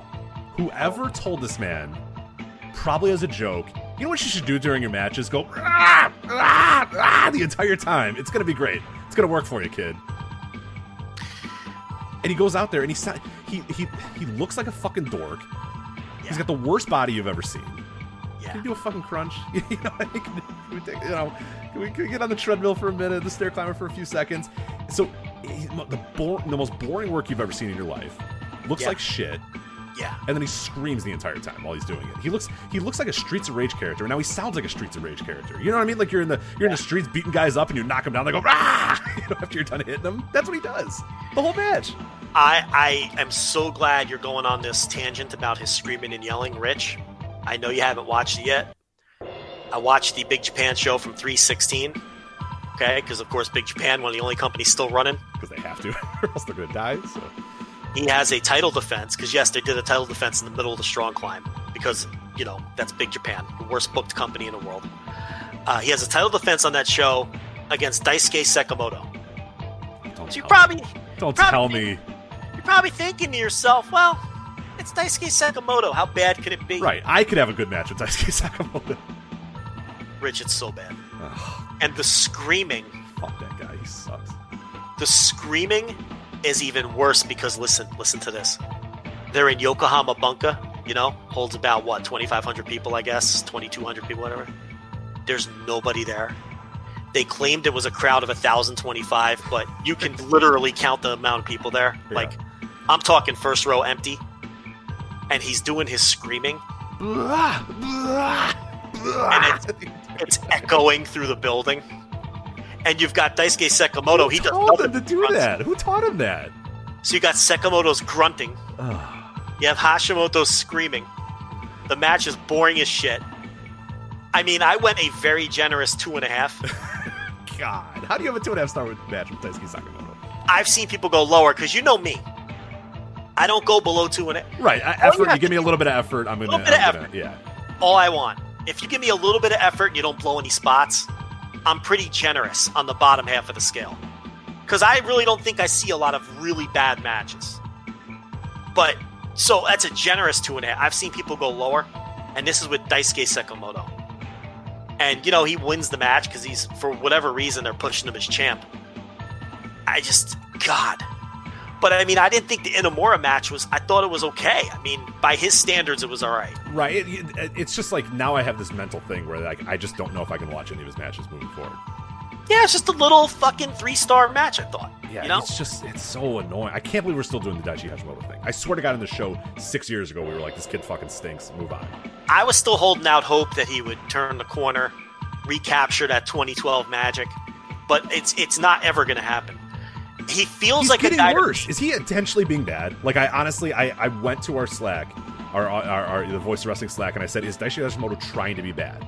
Between the screaming and his penchant for head scissors, like he just does head scissors for like 10 minutes straight and screams the entire. And I'm like, what is this? What am I watching? And it never leads to anything. Is this supposed to be good? Yeah. Is this like, honestly? I think he's trying to be bad. I just think he's a guy who his dad was a legend, and he followed his dad's footsteps.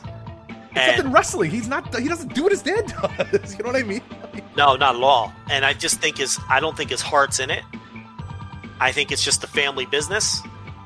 You know, it's like the guy whose dad was a fucking lawyer or an accountant, so he became a lawyer or an accountant, but he doesn't like being a lawyer or an accountant. Right. The funeral business is like notorious for that too, because it's like a big family business and they never want to sell it. So like, yeah, the grandson's like, oh, fuck, I gotta do the funeral business. Yeah, and that's clearly not a business for everyone, and neither is pro wrestling. And I just feel like he feels like he has to do it, or maybe it's a situation where, well, because of my name, I'm always going to be given a spot, and I'm always going to be given a good spot for whoever's employing me, so it's easy money. I mean, it could be one of those deals where he's just not very good at it, but feels like he has to do it, or he's just sleepwalking his way through because he knows he doesn't have to fucking go work hard in a fucking factory or slave away in a cubicle, you know, or he just fucking thinks he's good at this and he stinks. That could just be it too. Maybe he's just fucking bad, you know. But all I know is I do not enjoy watching him at all. He is, man, I can't. Is he the worst pushed wrestler in the world? I was just thinking about that, and it's like there's worse wrestlers, but there's not worse wrestlers that are pushed as like stars, that are like title holding stars. Okay, who's worse? Daichi Hashimoto now, or Jinder Mahal when he was SmackDown World Champion? I think it's Daichi. I really do. Jinder was real bad though. That's tough. That's tough. See, Jinder couldn't even not trip over his own feet. Yeah, like, he was like not even like a baseline pro wrestler. So I think I would take Hashimoto. You know what? Hashimoto has a notebook match for me this year. Let me find it. I've got my notes right here. I don't buy it, but hold on. Yes, the match against Yuji Okabayashi on the 2nd. During the New Year's week. I gave that 4 flat. Oh, that was okay. Yeah, that wasn't too bad. Do you remember it now? I do, yeah. Okay, that's fine.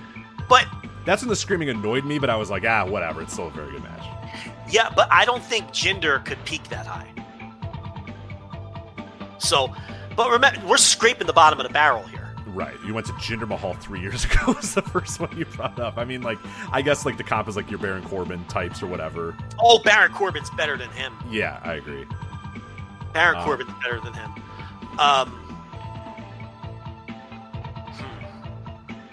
Oh, well, I don't want to go there. Yeah, maybe have to stew on it for, a week and we can touch on it. Or maybe people on Twitter, at Voices Wrestling on Twitter if you have any. Yeah, I mean, legitimately pushed as stars. Right, like, we don't want, like, a guy that's worse. Like, we know there are worse wrestlers, but, like, pushed as a champion, pushed as a star, pushed as the top of the company. Because that's what he is. He's the champion. He's, like, the top dude in the company. Yeah, don't like, give me, just an example. Like, don't give me, like, Brandon Cutler. He's just a job guy. And I don't even know if Cutler's worse than him, to be honest. But don't give me that level of guy. We're talking about someone who's pushed and pushed hard. I'm drawing a blank right now. There's always going to be your personal taste too, but he's not good. And wait till you see watch the Sekimoto match just out of I'll do it for the good of the people. But the screaming is worse than ever, especially considering the environment. The main event of that show, by the way, is a deathmatch title match. Ryuji Ito wins the title from Abdullah Kobayashi. 1 star from Joe Lanza. And I just described to you how hard it is for me to go. What a show, man. I skipped the rest of it because it's all deathmatch bullshit and tags. I heard some of it was good, but listen, even in these times, I don't have time to go watch fucking... Right, you don't know how many more hours you have to live, and you don't want them spent watching, I mean, the Ito Kobayashi match, the bell rings and they immediately just break a bunch of light tubes and scatter them around the ring. And then it's just 2 unskilled, shitty pro wrestlers rolling around broken glass for 15 minutes until one guy wins. Right. It was so bad. So bad. Legitimately one of the worst matches I've seen in probably a year or two. Like, this is Fiend level bad. This was worse than the Fiend versus Seth Rollins. It was. It was horrendous. No entertainment value. Unless you like just light tube spots over and over. No innovation. No sense of, like, the work isn't even good or highly physical. It's just 2 unskilled, shitty pro wrestlers rolling around broken fluorescent light tube scraps because they can't do anything else. And that's really what a lot of these deathmatch guys are. They're just shitty pro wrestlers who, not all of them, but a lot of them are just shitty pro wrestlers who can't do anything, so they do deathmatch. And it was horrendous. It was horrible. Unwatchable trash. So, this turned into a Big Japan bash session. Although, I really love that Aoki fucking Abe match. Yeah, I'm going to go out of my way to watch that one. I'll watch your Sakamoto Daishi one as well, just for the purposes of this. But going back to the 3-3 show, the 316, the top stuff on 316 is horrendous. But the 3-3 show, I thought all the Strong Climb matches were at minimum, decent little watch. Yeah. None of them overstayed their welcome either. I mean, they were all like 10 minutes. No, they're in and out under 10, every single one, for sure. And the tag main event was really good.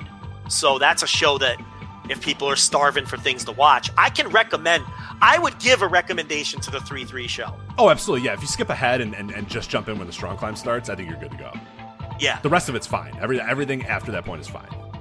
But I think I liked the 01 anniversary show a little better because it had 2 matches that I thought, well, I don't know. You know what?